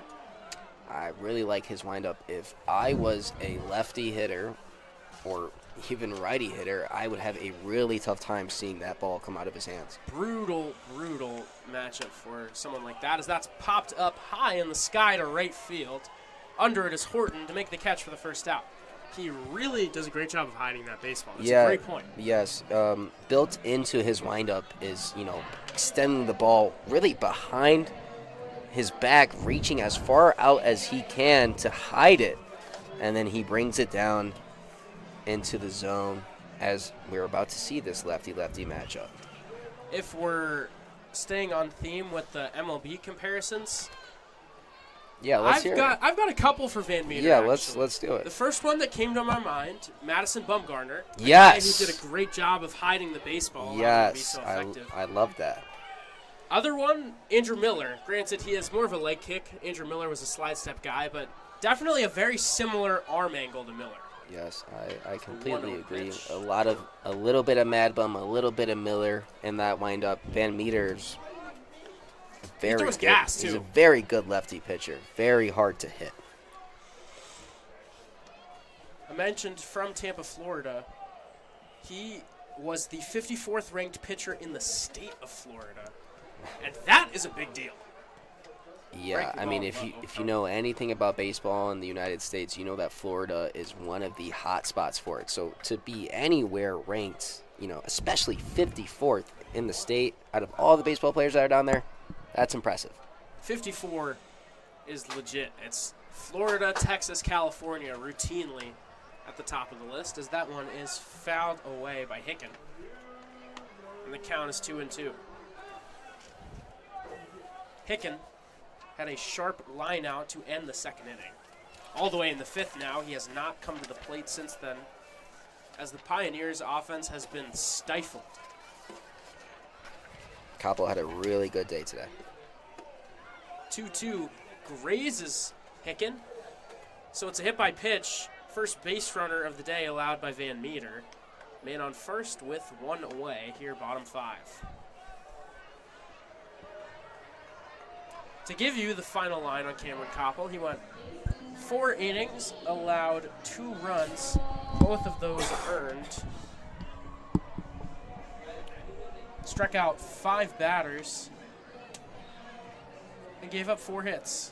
Did not walk anyone, which I think is my favorite part about the outing. Yeah, I was just going to say Koppel did a great job of attacking the zone early, showing his dominance, showing that, hey, I'm on the mound now, this is my game, and did a great job of pumping in strikes and making really good pitches when he needed to get those 5 Ks. Van Meter facing the lefty Palmer. There's that one outside. It looks like when he's thrown pitches out of the zone, a lot of them have been in that spot. You wonder what in the mechanics it is that leads you to miss there. It's easy to diagnose when pitches are routinely high. It's something with the release point. Right. Could be something like that here. Well, I think because he reaches so far back that he has to get his arm back in a good spot to throw a strike. 2-0 breaking ball misses. It's not a very straightforward windup, not really facing the plate at all. Definitely some moving parts to it. If something's a tick off, can be tough. Correct. But when a windup like that is right, it's going to be real tough to hit. A lot of deception in there.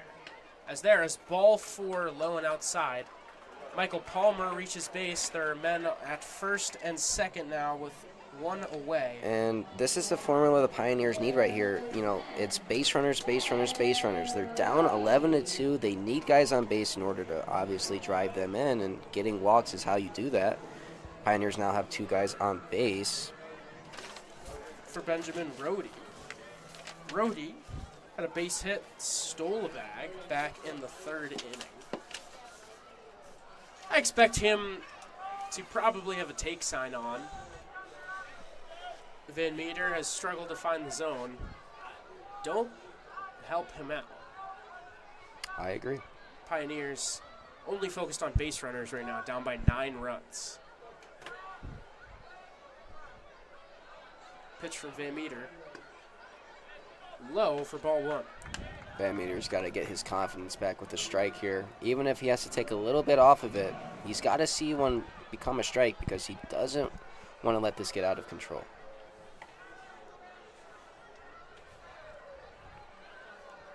It's 1-0 now, the pitch. Low, and it's 2-0.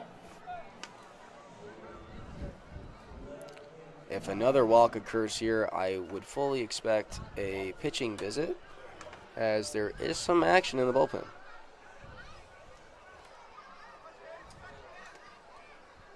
When the Muckdogs came back from down by 11 runs against the Red Wings, the way they got back into the game was just like this, as that one inside low. It's 3-0 now. Pioneers hitters are doing their job, being very patient and allowing Van Meter to not do himself any favors. Let's see what happens here on the 3-0 pitch. The 3-0 coming home. He winds up and delivers. There it There's a is. strike. There it is. So as I said, it looked like Van Meter, not as much velo on that pitch, but able to get it into the zone, now giving himself a little bit of confidence in order to really throw a good pitch.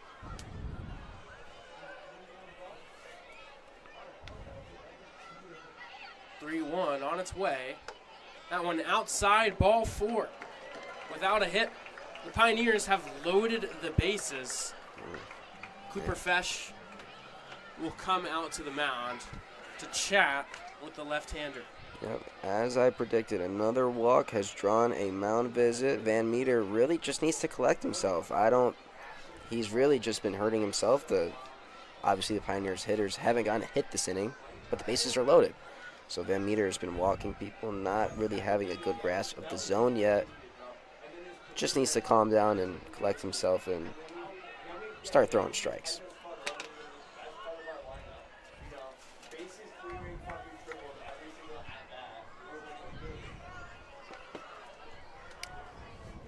Coach Grant Bickham on the mound talking with his left-hander. We can tell you a guy that really doesn't like walks.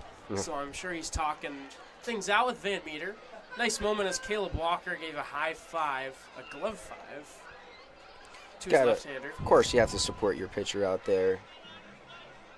You know, the pitcher is all alone, basically, but he does have the defense behind him and, you know, giving some helpful words if you're on third base or first base. You know, hey, here we go.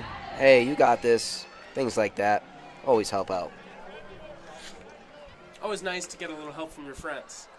As Dylan Fadovich comes in to the box, he's 0 for 2, struck out back in the third inning. That was against Cameron Koppel. First pitch to him is low and outside. It's 1-0 now. Van Meter really struggling with the zone this inning. Needs to find a pitch he can throw for a strike. The 1-0 on the way. Inside, it's 2-0 now. Like I said, Pioneers hitters are doing their job. Staying patient. I mean, there's no reason to really swing too much. All they need is base runners. That one is swung on and hit into center field. Fry drops the ball. The runners all move up 90 feet as they had to hold to make sure that ball wasn't caught. It ricocheted off of the glove of Fry. That'll be an E8 and a run for the Pioneers to make this an 11-3 contest. Okay, and I know that we're up 8 runs, but this is a pivotal play in this game. Van Meter has been struggling, has walked the bases loaded.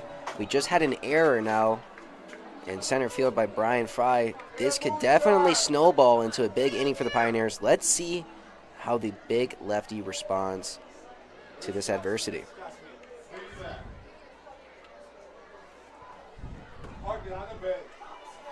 Bases are juiced. The pitch on its way. That one fastball in there for strike one. I think that's the first pitch strike for Van Meter in this outing. That's exactly what he wants. He needs to keep this up. That one he called strike 2. And, you know, like we were saying, Van Meter is gross. He's got really good stuff, throws hard. That windup is tough to see. He just needs to put it in the zone, put some pressure on the batters. If he forces them to try to hit it, things are going to go his way. The pitch up and away for ball 1. And, of course, Van Meter knows that. Again, we said it earlier. It's way more complicated than just throw strikes. It's really hard. There's so many little things. If something is slightly off, is the 1-2 pitch. Fouled away, first base side out of play. And, you know, clearly you don't want to just lob it in there or leave one right over the plate because it will get crushed. And that also is how you mess up your mechanics. If you try to aim and slow things down, things also aren't going to go well. As that one is tapped to second base. Fielded, flipped to second for 1. They'll throw behind at third base. No additional out recorded. A bit of a high flip there from Caleb Walker. Tyler Castrotaro did a really great job leaping up, catching it, getting his foot on the bag in time for the second out of the inning. I couldn't agree more. Muckdogs get another out. At this point, they will trade an out for a run as they really just want to escape this inning right now. With Gramesti up to the plate, this is a dangerous situation. Muckdogs still up by 7 runs, but Gramesti, a guy who can really swing it. First pitch on the way. Popped foul, first base side out of play. Did that just hit that school bus over there? I don't have an angle on it. It sounded like it hit something. That might have hit the school bus over there.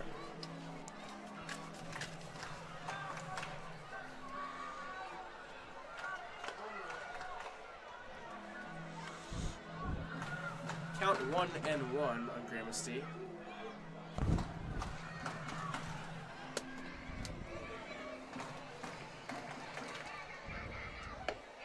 Nice. That one, yeah, strike 2. Very nice pitch by Van Meter.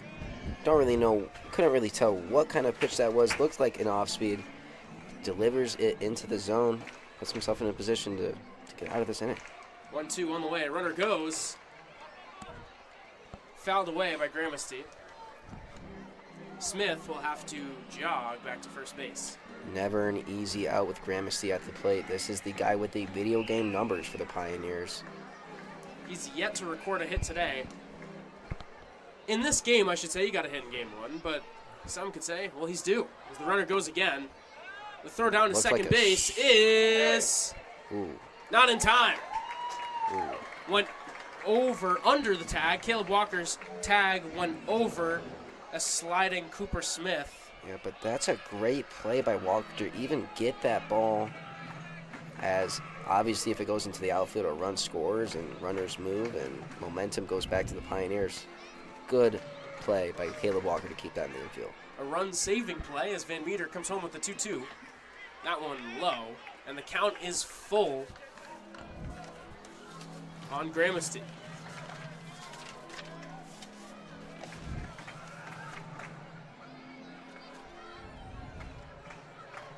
Three-two pitch on its way. Low, ball 4. And the bases are loaded once again for the Pioneers.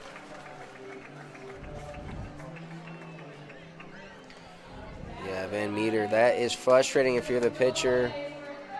You think you're out of the inning. Was up 1-2 in the at-bat. Looking for that strikeout through some off-speed. Gramercy not biting.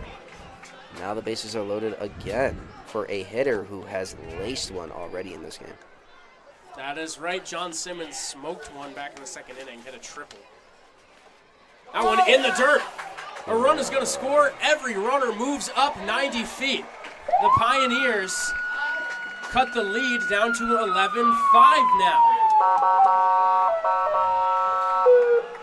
Right, so obviously not the way Van Meter has wanted this inning to go, but he has to collect himself and just focus on Simmons, the batter here. Like I said earlier, chicken brain, that's how you have to be if you're a pitcher. Forget about everything that's happened. Just focus on this batter.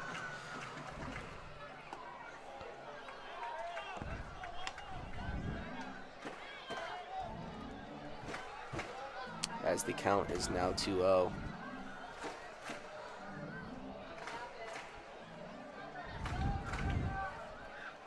Pitch on the outside corner. It's a strike. The count 2-1 now on Simmons. Very much needed strike for Van Meter. Pioneers doing a great job of being patient and letting the Muckdogs hurt themselves. 2-1 on the way. In there. Strike 2 on a heater. Great Van pitch. Meter. Great pitch right there. Van Meter 1 strike away from getting out of this inning.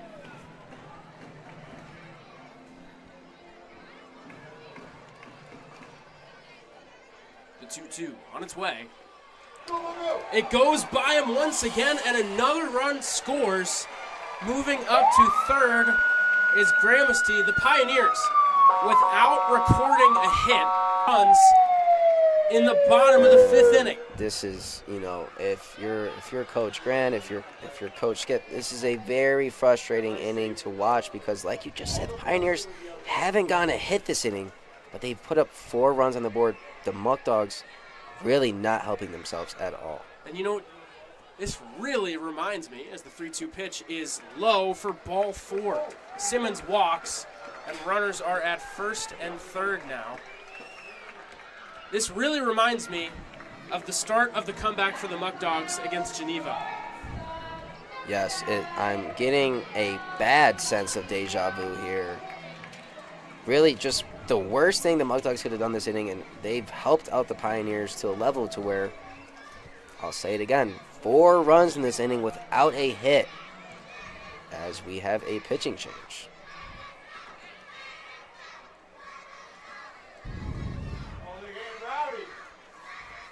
The new man on the mound will be one of the twins. It's the right-hander, Jay Creighton. And let me just say, to add a little bit of some freshness into this, they are identical twins. You know, they're not just twins, they are identical. They look exactly the same. I can't tell the difference. While Jay Creighton takes his warm-up pitches, will step away, but don't go anywhere, as we'll be right back. This one is still a ball game. It's a 5-run contest. The Pioneers threatening for more. Don't go anywhere.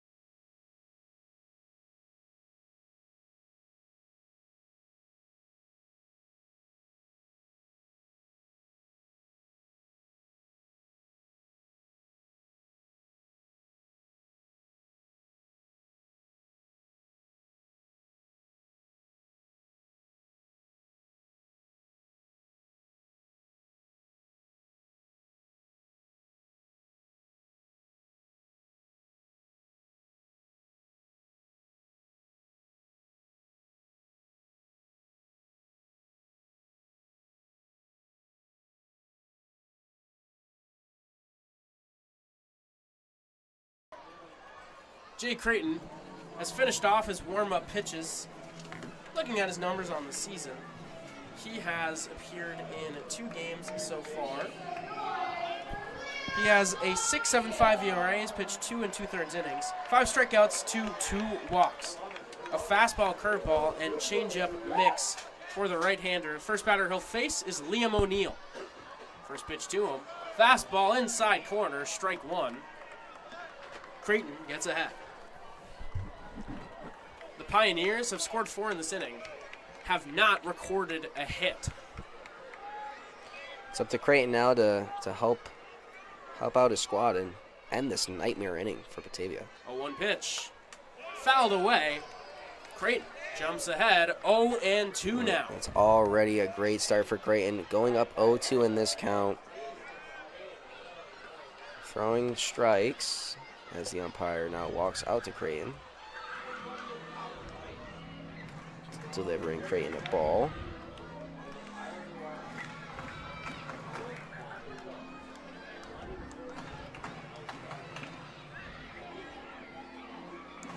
Muckdogs looking to get out of this inning here.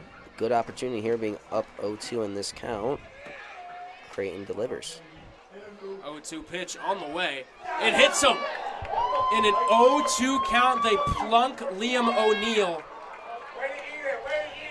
And the bases are loaded with Pioneers. Muckdogs fans, if you could see me, I've got my hat down. This has not been a good inning for the Dogs. Still not a hit for the Pioneers yet. And the 10th batter has come to the plate here in the bottom of the 5th inning. Bases are juiced again for a big spot for the Pioneers.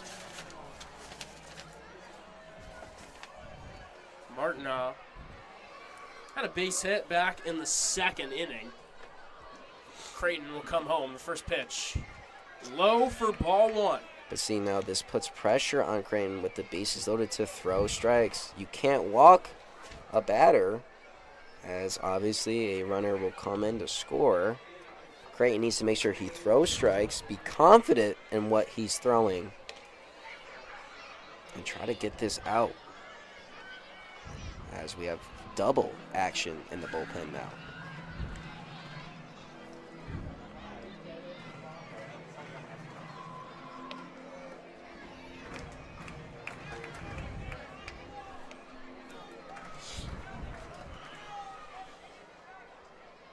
After a brief pause, Creighton now ready to deliver the 1-0. That one up and away. Nowhere to put Martinaw. He is in the driver's seat ahead 2-0. He really has the potential to do some damage. If he gets a pitch in the zone, a base hit would be super deflating for the Muckdogs. And you know that Creighton wants to throw a strike here. 2-0 pitch. Breaking ball. Gutsy. That's gutsy right there. He goes to the breaking ball, beautifully executes it on the outside corner, gets back in the count. It's 2-1. Really, really, really good pitch for Creighton here. If he gets out of this inning, we'll look back on that pitch as a deciding factor. 2-1 on the way. Up and outside, and Ty Martinaw, with the bases loaded, is up 3-1 in the count. The Muckdogs have just lost the strike zone here in the bottom of the 5th. They'll look to show their mental fortitude and get out of the jam. 3-1 pitch. Up and in, ball 4. Another run scores. It's a 4-run game. The tying run has come to the plate now in the form of Carl Wagner. And I think Skip has already seen enough. And, you know, if you're Creighton, that's really just the one thing you couldn't do there. You know, you give up a hit, fair enough, but for another walk in this inning and for another Pioneer run to score without a hit is unacceptable. He'll have a long walk to the dugout. A tough inning, not just for him, but for the Muckdogs in general. They're still 1 out away from getting out of this thing, up by 4 runs. The new pitcher will be Eric Woodley. While Woodley warms up, we'll step aside, and we'll be right back.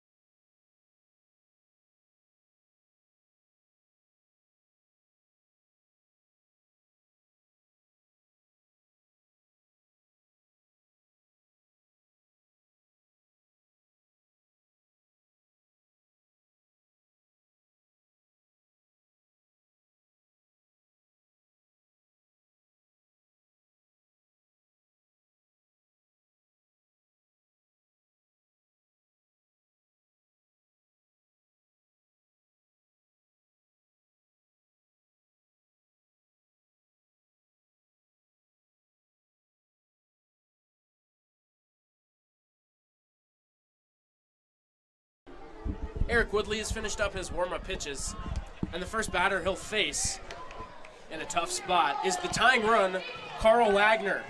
Wagner was the first out of the 5th inning. The Piots have batted around. Wagner, last time up, flew out to Braden Horton. Eric Woodley got one out in yesterday's ball game. He was incredible with SUNY Niagara this season. First pitch, fouled away first base side, out of play.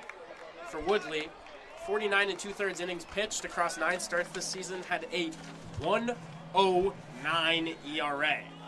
Woo! Elite strikeout stuff, only walked 17 batters. They're putting him in here in a big spot. He'll try to navigate out of the 0-1 pitch. Fastball inside. It's 1-1 now on Wagner. That was dangerously close to being another hit batter, which would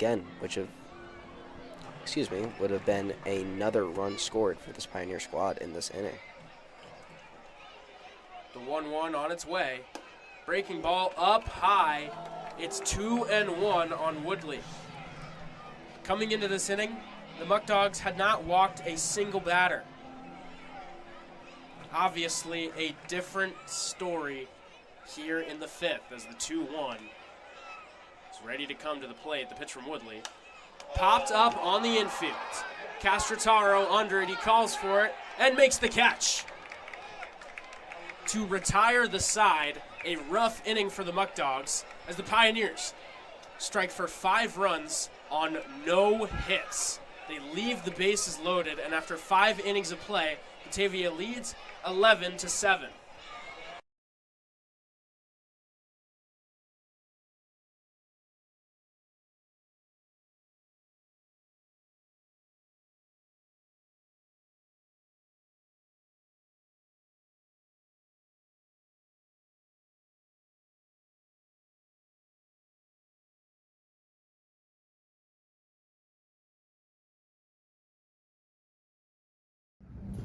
Did you know that 15 minutes can save you 15% or more on car insurance with Geico?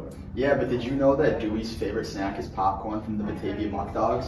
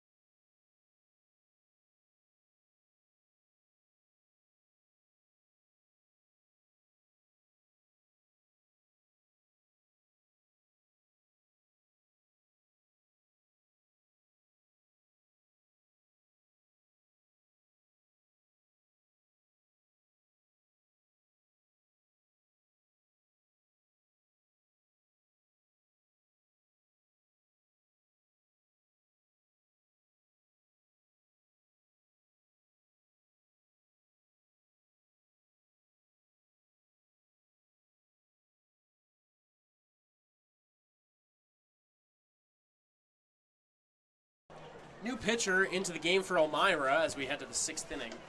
It's a submarine lefty, Jackson Grant. Grant hails from Buford, Georgia. He's appeared in 3 games so far this season, has not allowed a run in 2 innings. No strikeouts, has walked 3 batters. A two-way player, he can also play first base and outfield. Pioneers have all the momentum on their side now after putting up a 5-run inning and making this a game again. We'll see how the Muckdogs lineup responds after not taking the field for, I don't know, how long was that inning? 20 minutes? I think it might be close to 30. Definitely a long inning. A long Caleb inning. Walker will lead things off. First pitch to him. Popped up. Foul territory, but playable. Catch is made by Carl Wagner, and 1 pitch, 1 out here in the top of the 6th. Very nice play by Carl Wagner there, the catcher, to get that ball. Looked like it might have been the third baseman's ball, but makes a good play on it, gets the catch, and that's a quick out for the new Pioneers pitcher as Castrataro is coming up to bat.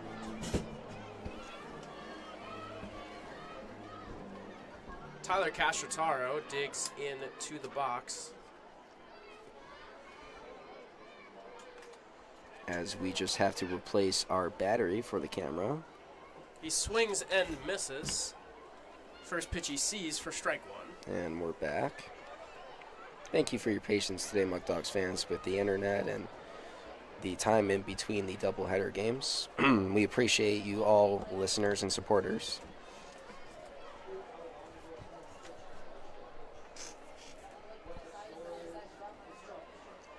One pitch to Castrataro up high.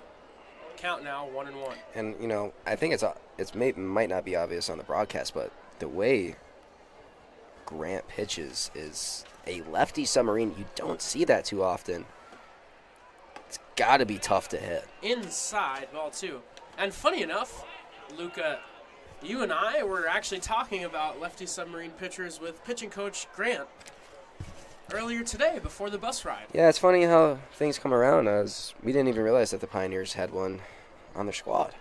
2-1 on the way. Check swing. They say Castrataro went on the off-speed pitch, and the count is 2-2. I mean, you know, when I played Little League, you know, this was a while ago, but I think somebody like Grant on the mound, that's probably my worst nightmare.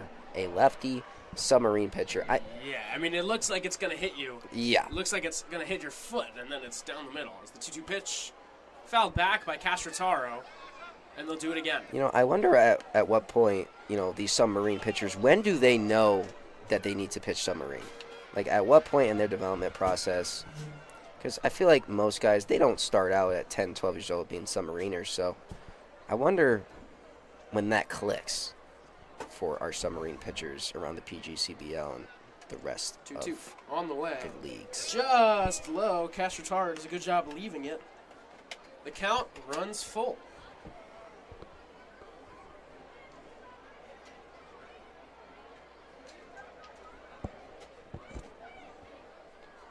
The 3-2 pitch on its way. Popped foul, first base side. They'll give it a chase, but that gets down. And they'll do it again on 3-2.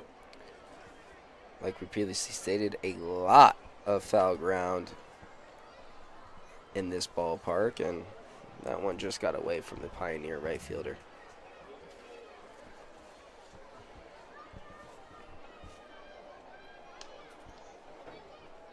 Three-two pitch. Ready from Jackson Grant. He comes to the plate. It's low, ball 4. Tyler Castrataro is on with a one-out walk. Nice. Muckdogs giving the Pioneers a little bit of their own medicine now as they drew a walk, now have a runner on first. Maybe some momentum can come from this as Reyna is up to plate. Braden Reyna is 1 for 2 with a walk.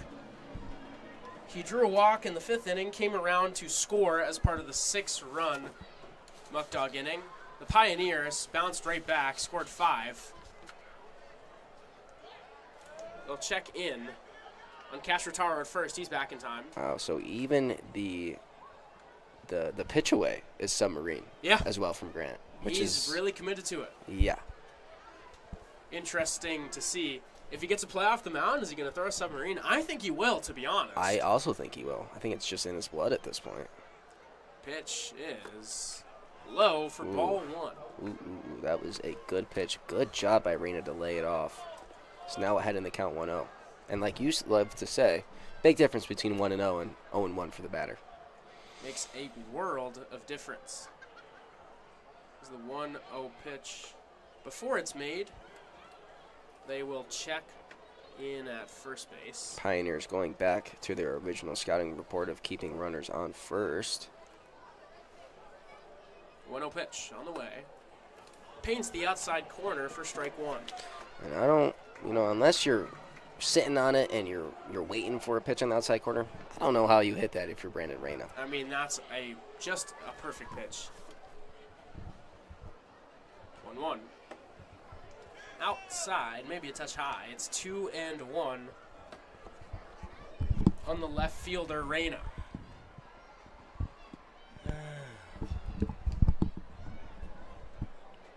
Two one. On its way. Low, it's 3-1 on Braden Reyna. On deck is Jacob Vesco. Vesco pinch ran, I should say, for James Bolton after he drew a walk in the 5th inning. He got gunned down at home plate. The pitch. Inside, ball 4. Reyna has his 2nd walk of the day, and back-to-back walks have runners on 1st and 2nd with 1 man out here in the top of the 6th inning. We just have a little catcher-pitcher conversation going on. Catcher's, I can't really guess what he's saying, but if I could, it would probably sound like, hey, dude, you're gross, throw some strikes. Sounds about right. Yeah. I'd say that sums it up pretty well.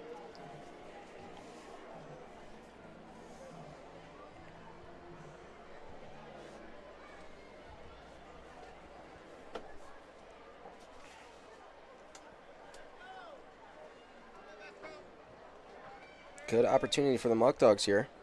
Get some runs back on the board and continue to grow the lead that they originally had before last inning. Called strike one on the inside corner, so maybe the visit to the mound worked. Grant comes out, pumps a strike. He's ahead 0-1.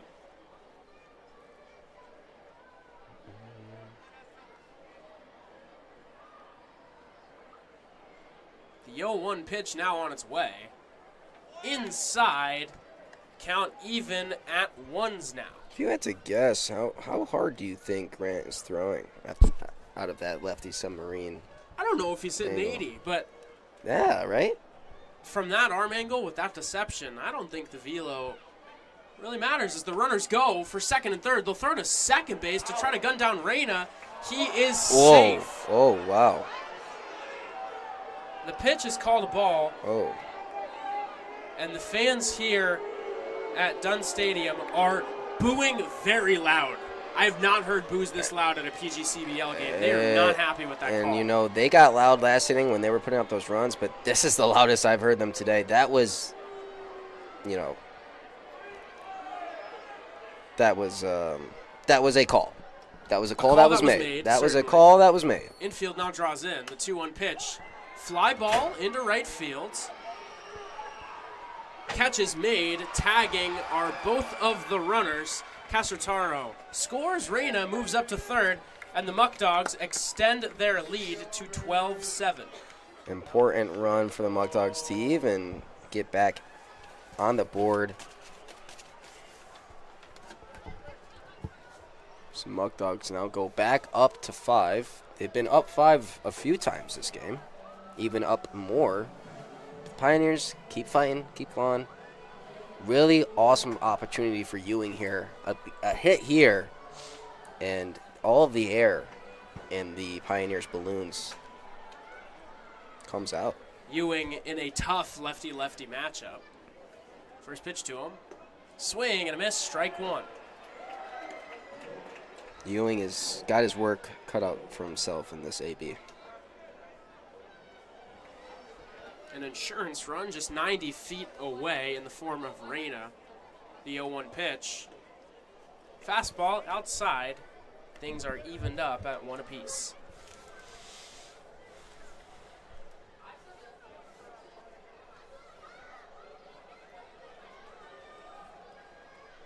Now the 1-1 pitch on its way. Off the knuckles, fouled off by Ewing. 2 strikes, 1 ball.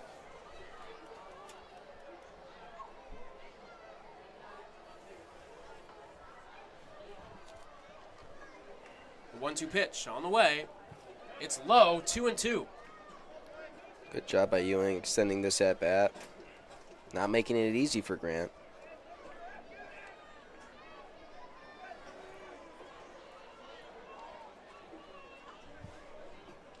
2-2. Here it comes. Ooh. It gets to the backstop. I thought it might have hit Blake Ewing. Me as well. Maybe way it he did, reacted. but Ewing, knowing that if it did hit him, The run wouldn't score. The run does come home, and Braden Reyna on the wild pitch, and the Muckdogs extend their lead to 13-7. this was important for this Muckdogs lineup to respond to the big inning that the Pioneers had, kind of killing any momentum that the offense put out. And with the taste of their own medicine, the Muckdogs' 2 runs this inning have come without a hit. A called strike 3 on the inside corner. Good pitch. So Grant gets out of it, but not before the Muckdogs strike back. They score 2 runs on no hits, and after 5.5 innings of play, they lead 13-7. Don't go anywhere. We'll be right back with the bottom of the 6th inning.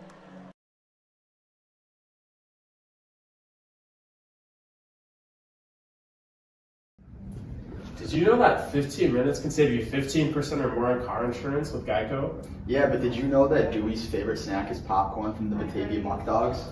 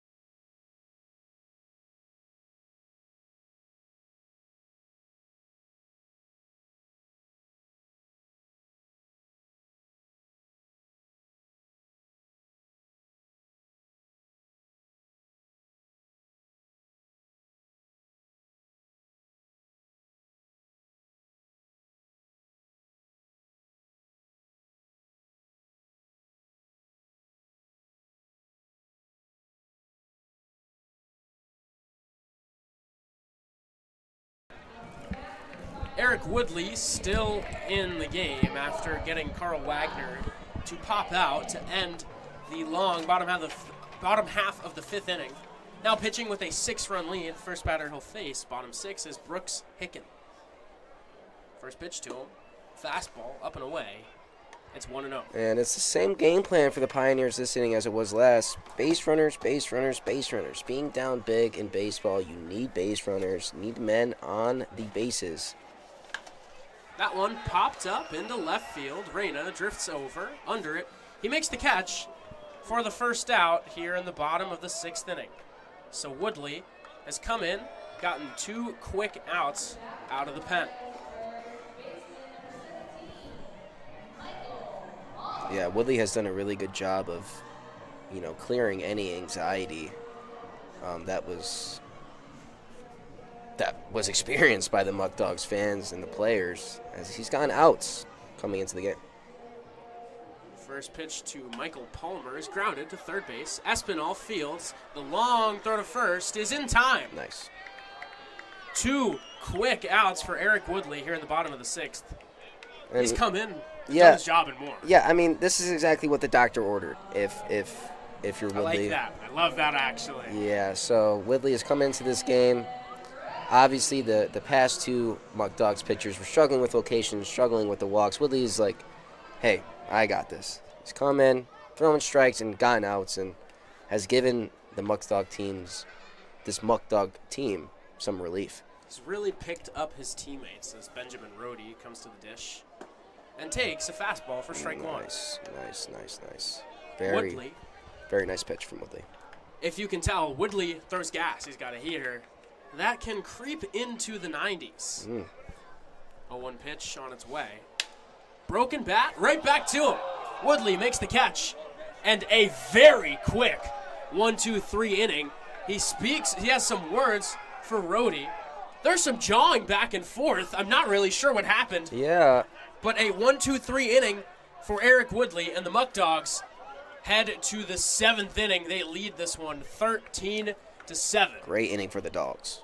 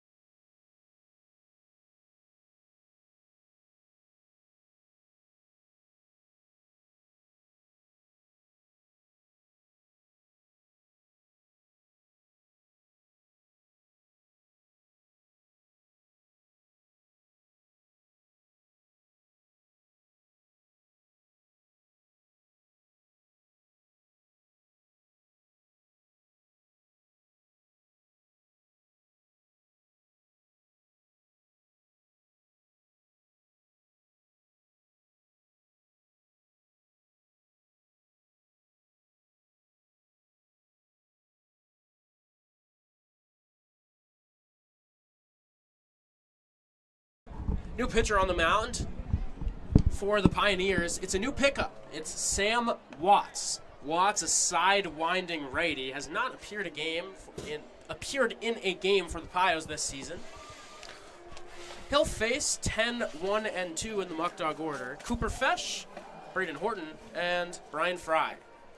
If you're the Pioneers here, you're down 6. It's look. Hey, man. Waltz, you're new, but we need you to throw strikes. Just get out there. Be confident. Be confident in your mix. Throw strikes. And do your best to make this as quick of an inning as possible to get your offense back out there. Just trying to make a comeback. Want to get the boys back up there. Can't really afford to give up any more runs as Fesh smokes that one to right field. Nice. It goes over the head of Smith and to the wall. Cooper Fesh digging for 2. Nice. He'll stop there with a lead-off double, a rocket off the bat of the catcher Fesh. Yeah, so Fesh jumping all over the first pitch that he sees versus Waltz. Shoots that over the right fielder's head. Great piece of hitting there, and Muckdog's offense has really showed up today. It sure has. After that first game, just 3 hits, 1 run. It's been a completely different squad out there, and we've talked about it. That's just what they do after losses. They lose a game, they come back out, the bats roar. As the young fans would say, the Muckdogs took it personally. Yeah, they sure did. Shades of Michael Jordan out on that field as Braden Horton digs into the box and fouls the first pitch he sees off at home plate. Horton, aggressive first pitch. Definitely wants to get another ribby for the squad.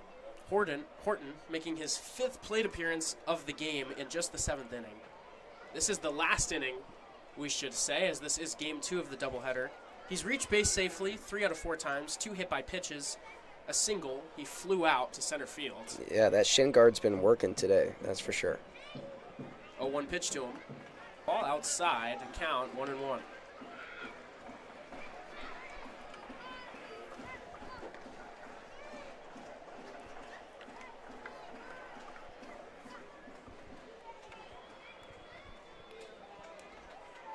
On the way. Breaking ball clips the outside corner. It's 1-2 now on Horton. That looked like it was in the same spot as the other pitch. It is a strike nonetheless. Horton now down 1-2.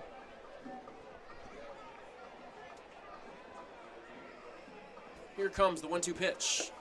Outside, count even at 2s. Well, even, but probably still in the pitcher's favor. Like we talked about before. 2-2. Even is a mirage.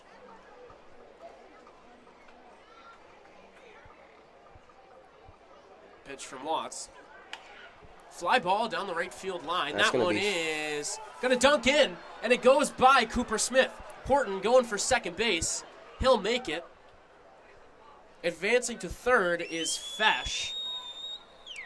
Really good base running from Horton there. It looks like it was just going to be a single. We knew that it was going to get down, but Horton gunning it as soon as he left the box and is able to go into second, taking away the double play. And now Fry, who already has 4 ribbies on the day.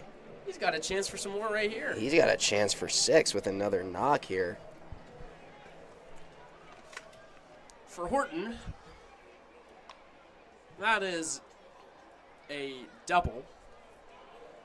Bit of a tough ruling, but We'll give it to him. we'll give him a double there as the pitch to Fry is outside. It's 1-0. Once again, the infielders are in. We saw how a smoked ball got right past the second baseman. Anything hard hit will probably make it through here. 1-0 on the center fielder Fry. The pitch clips the outside corner for strike 1. That's a good pitch by Wallace to sneak in a strike there on the outside corner. Gets himself back even in this count. 1-1 now on Brian Fry.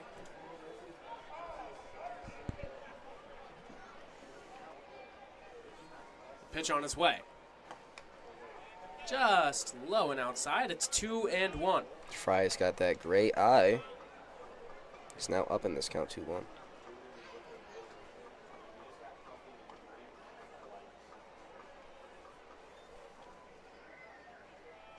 Here comes the 2-1 pitch. Fly ball into right center field. That one is tattooed. But there to make the catch is the center fielder, Fatovich. It's a ribby. Another one, the 5th of the day for Brian Fry on the sac fly. The big 5 for Fry today. Does a really good job of putting a jolt into that ball. Gets it deep enough for the runner to score. And another position for a sac fly to happen with a runner on third and only 1 out for Inman. Muckdogs extend their lead to 14-7. But, you know, seeing how the inning, not last inning, but the second to last inning, how that went, this game is not over. Jackson Inman up at the plate. He takes ball 1 right there. Muckdogs want to score as many runs this inning as possible. Never hurts to pad the stats a little bit. I mean, of course they want to score as many runs as possible, but especially tonight.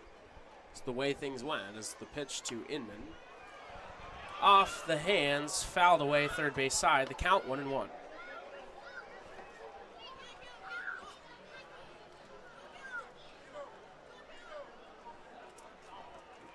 As we have some fans gathering to try to grab the foul ball. Hopefully a kid gets a lucky souvenir. 1-1 pitch to Inman. Whoa. Inside. He tiptoes out of the way and jumps ahead in the count 2-1. Yeah, it looks like that one got away from Waltz. Almost went to a sidearm slot for that pitch.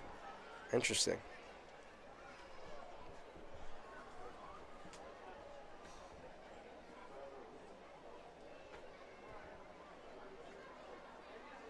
Two 2-1 pitch on the way. Inman flies it down the left field line. Foul. Things are even at 2-2. Just a bit late on that. If he can get more of the barrel on that, that's probably a double.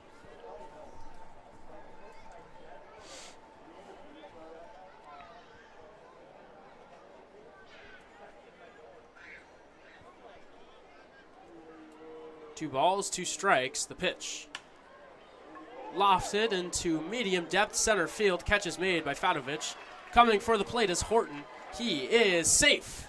Another sac fly pushes the Muckdog lead to 15-7. They lead by 8 runs. Here's a really good throw out of center field. Horton too fast though, and he gets in, and that pushes the lead to 8 runs, as previously stated. 15-7 now.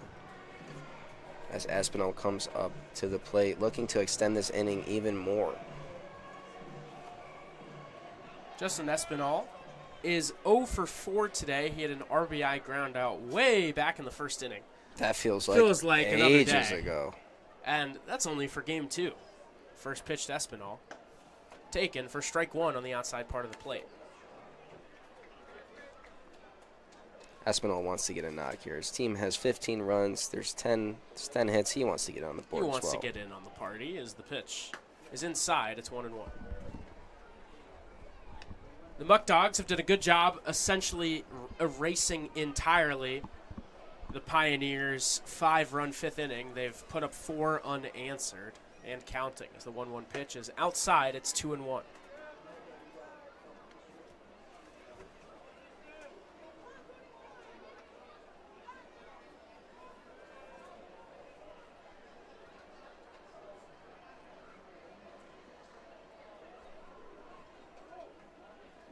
Two and 1 on the third baseman, Espinal. He swings and misses, just a touch late on that one. Strong pitch from Waltz right there.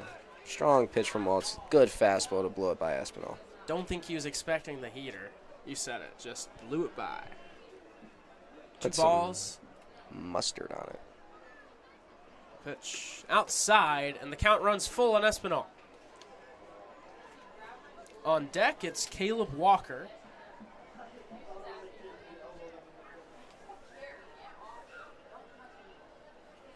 Three balls, 2 strikes. Here comes the pitch.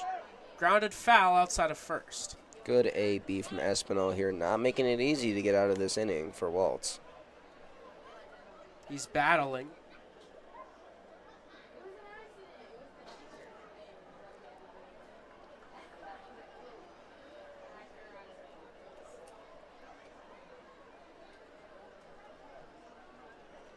Here comes the 3-2 offering. Tapped, first base, that one. Called foul. Last minute foul call. They'll do it again. That one close.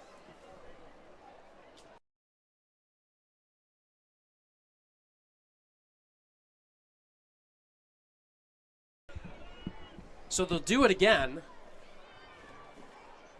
on 3-2.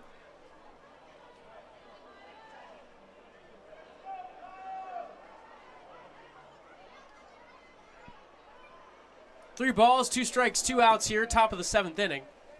Pitch on its way. Fouled off once again. A long AB for Justin Espinal here.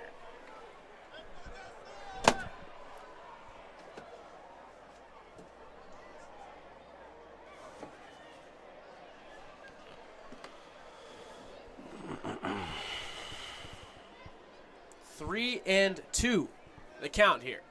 On the switch hitter, the pitch on its way. Low and in the dirt, ball 4. Justin Espinal has a 2-out walk as he reaches base for the first time in this one. And the train keeps on chugging for the Muckdogs as Espinal now gets on base. This inning keeps going for the Pioneers. You know, these long, drawn-out innings are killer for a team. Just a lot of time to be on your feet, especially considering we played a whole other game today. A lot of time for these Pios and these Muckdogs. I'm sure they'll sleep all the night. Yeah, us too. Maybe we'll be sleeping on the bus in about 30 minutes. First pitch on its way. That one, a ball on Caleb Walker. Let's go. Let's see a hit here. Let's see a rocket. Give me something, Caleb.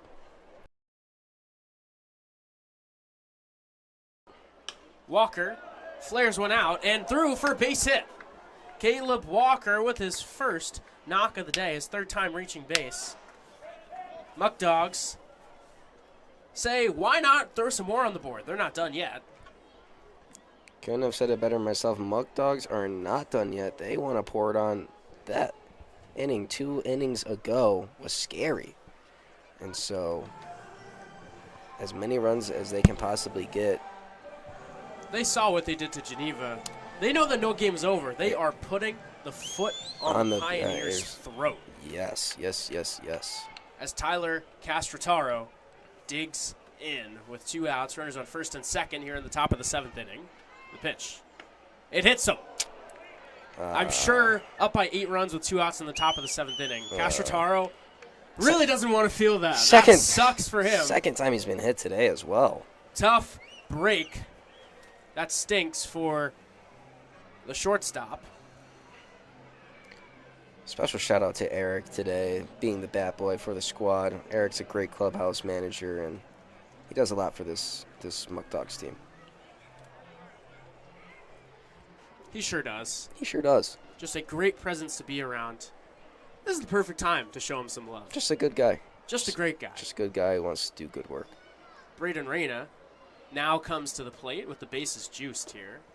And he takes a called strike 1. Wow. Waltz, with a little bit of a sidearm delivery right there, gets a strike call. 0-1 pitch on its way. Called strike on the inside corner. It is 0-2 now on Reyna. He's gotten the outside corner. He's gotten the inside corner in this at-bat. Let's see what he does here on the 0-2 pitch. 0-2 on its way. Coming home, the pitch. Popped up on the beginnings of the outfield, under it, and making the catch is O'Neill, and the side is retired. The Muckdogs leave the bases loaded, but they strike for 2 more runs. We are 6.5 innings through this 7-inning doubleheader. The Muckdogs need 3 more outs to nail down a victory. They lead by 8.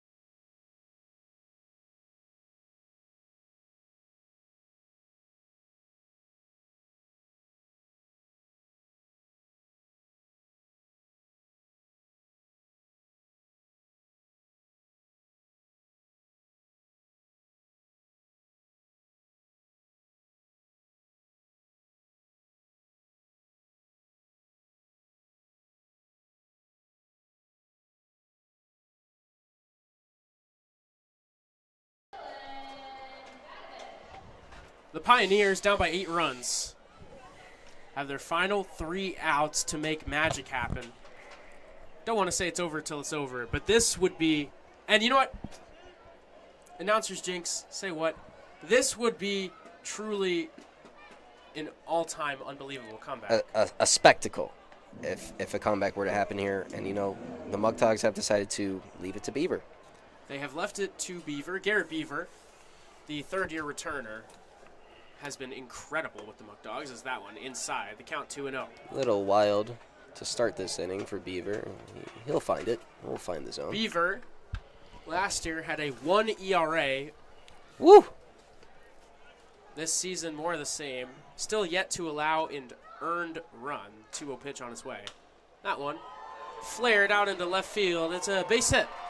And off that grass, Reyna fell down and trickled away. We've been talking about it all game. You know, whether it's in the infield or in the outfield, that grass makes the ball bounce much differently. Ate up our left fielder. It's a good knock, though. Nice clean base hit to open the inning from Fadovich. Pioneers get their 5th hit of the day.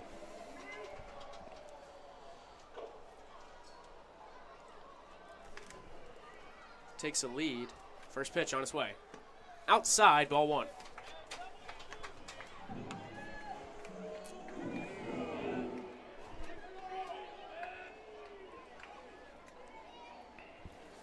One and 0 on Cooper Smith on for his 4th plate appearance of the day. First pitch. Second pitch, I should say, is inside, and he's ahead 2-0.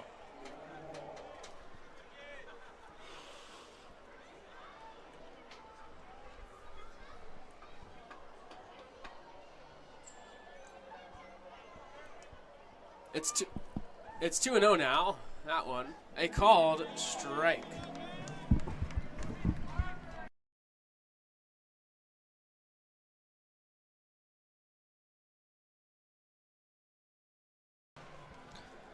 Beaver struggling with the zone so far. Looking to get back into the at-bat. Pitch.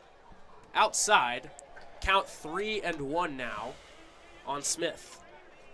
Oh, that caught the zone. Very nice. Pitch before, there was a little bit of a mishap on the scoreboard. I see. Led to some confusion. The 2-0 pitch was ruled a strike on the outside corner. Beaver in the 3-1 comes home. Low for ball 4. I'm sure that'll frustrate pitching coach Grant Bickham. But still up by 8 runs. Runners on 1st and 2nd here. Yeah, and I like this mound visit. You know, let's talk about it early. Beaver hasn't been too good in the strike zone so far. Let's talk about the issue right now. Get some confidence back in our boy, and just let him know that, hey, Beaver, you're him. Beaver, you're him. Go out there. You're gross, nasty windup. You throw hard. Just be you. Be yourself. He'll face TJ Gramastai.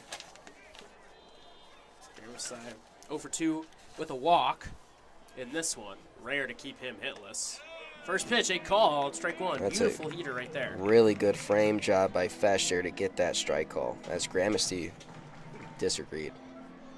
The zone probably a little expanded in an 8-run game in its last legs. I would agree. Especially second game of a doubleheader. That one well outside on a slider. It's 1-1. You know what, though? And it's going to make the game go by faster, but that's one of the reasons why there will be robo-ups is, you know, that expansion of the zone when the game is out of reach. At least that's what it seems like. That's foul not tip. It's not true baseball, though. You know, you still got to make the correct call no matter what the score is. Can't deviate. Of I'd like course. to think they maybe do it a little more in different leagues, but Right. here I'd say they're really not deviating too much. I mean, these are guys trying to get looks at the next level. Human nature, natural that it happens a little bit, as that one is outside. It's 2-2. But that doesn't mean that the guy at the plate is like, oh, okay, because I'm up in this spot. I'm fine with getting a pitch 6 inches off the plate called a strike. Right, exactly. 2-2 count on Gramasty. The pitch.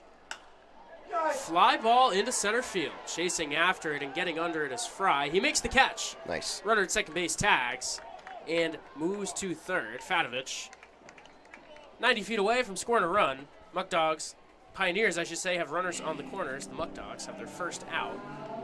Yeah, the bottom of the 7th. Yeah, that ball had some jolt in it. Not enough electricity to get past the center fielder Fry. And as you just said, Muckdogs record their first out of the inning. Runners on the corners now. The double play is in order as we see the middle infielders talking to each other. As John Simmons comes to the plate.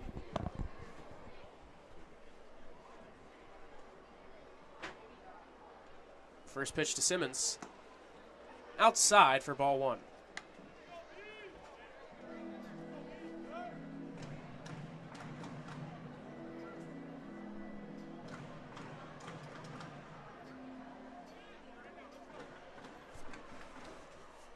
One-0 pitch on the way from Beaver. Check swing. Nice. Not sure if that was a called strike or if they're saying he swung. Either way, it doesn't really matter. Count 1-1 to me up here. Looked like that pitch was in the zone, I'd say. I would agree. I would agree. John Simmons, if you can remember, second inning feels like a whole nother world. He smoked a triple to the wall. The pitch. Ooh. Inside, it's 2-1 now. Close to hitting Simmons right there. That is not what Beaver wants to do. Count is 2-1. Beaver really, I think, looking to just pump strikes here. Make the Pioneers earn it. The 2-1 coming. Fly ball into center field. Fry backtracks. He's going back. He makes the catch. Wow. What a play by Brian Fry out in center field. A run will score, but an acrobatic twisting and turning grab. He catches it off balance for the second out here. I mean, a great, great, great play by Fry to track that ball in the center. That ball was ripped right to the warning track. It's almost like those cornerback drills where the cornerback is shuffling his feet backwards and he's still trying to track the ball, trying to track the receiver. Great job, great footwork by Fry to be able to get to that ball and catch it, really almost like a spinning catch. He spun the wrong way at first, then spun back, then had to spin again, but he still stayed with it as there's a swing and a miss from Liam O'Neill for strike one. A run scores, but at this point in the game, a run for an out is exactly what the Muckdogs want. They'll take any out they can get to wrap this thing up and head home happy. So that is a ball outside. It's 1-1.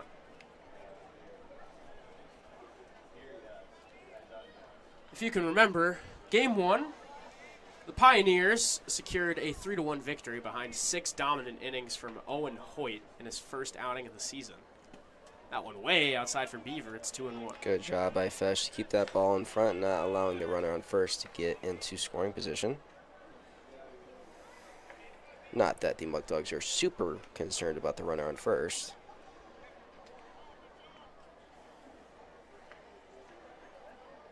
Two and one. Pitch on its way from Beaver. He fires. Nice. Oh. Outside, maybe low. Ball 3. Yeah, Beaver wanted that one too. That looked like a strike from up here. But the call is made. Now 3-1. The 3-1 offering on the way. Beaver fires home.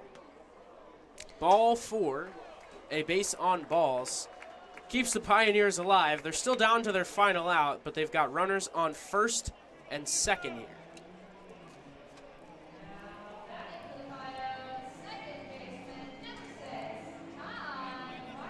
Yeah, so Beaver's a little frustrated with the past few calls as we see Fesh talking to the umpire. Just got to collect himself and get back focused and really just make pitches to get out of this game. Ty Martinaw up to the plate. Pitch on its way. Low for ball 1.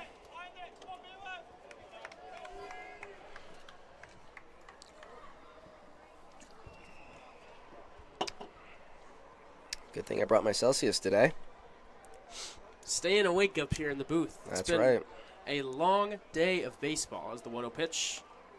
Oof. Looks like it almost hit Martinaw, but it didn't. Count 2-0 now.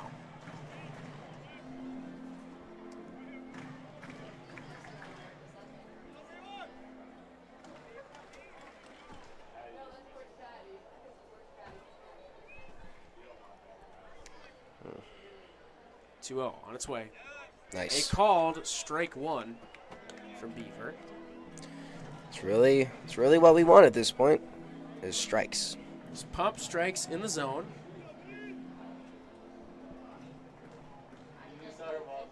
Here comes the 2-1 pitch. Fouled back right by home plate. And the Pioneers are down to their final strike in this one. All right, Nikita, let me ask you, does he go for a fastball, try to blow it by him, or go for the junk and get him to flail? I'd say he just pumps the heater and just tries to get him. He makes contact. It's not the end of the world. 2-2.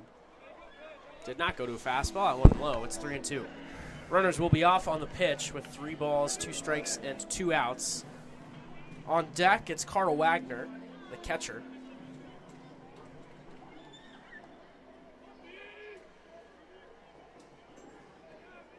Here it comes. Fouled away, and they'll do it again. Both teams doing a great job today of keeping at-bats alive. Not making it easy for the other pitcher. Both teams have displayed great discipline today with how many walks have been drawn for both sides.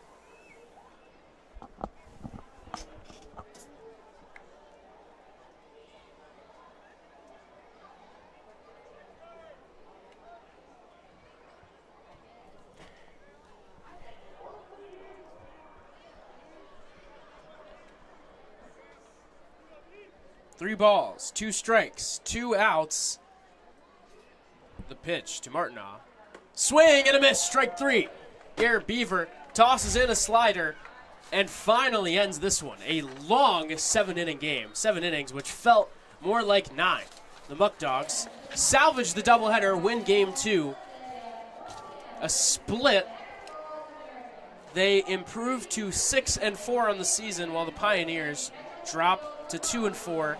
Luca, quick closing thoughts before we get out of here. What did you see from this game which allowed Batavia to be so successful? Yeah, I think if we're going to talk about this game, we got to talk about the first game and the fact that, the stat of every single time the Muckdogs have lost, they've come back with a double-digit scoring game. Obviously, this game, that has stayed true. They scored 15 runs this game.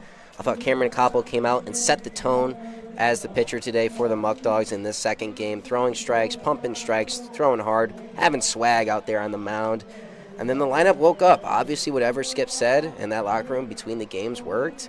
They came out aggressive, and they put bat to ball and was able to honestly blow out the Pioneers in this game.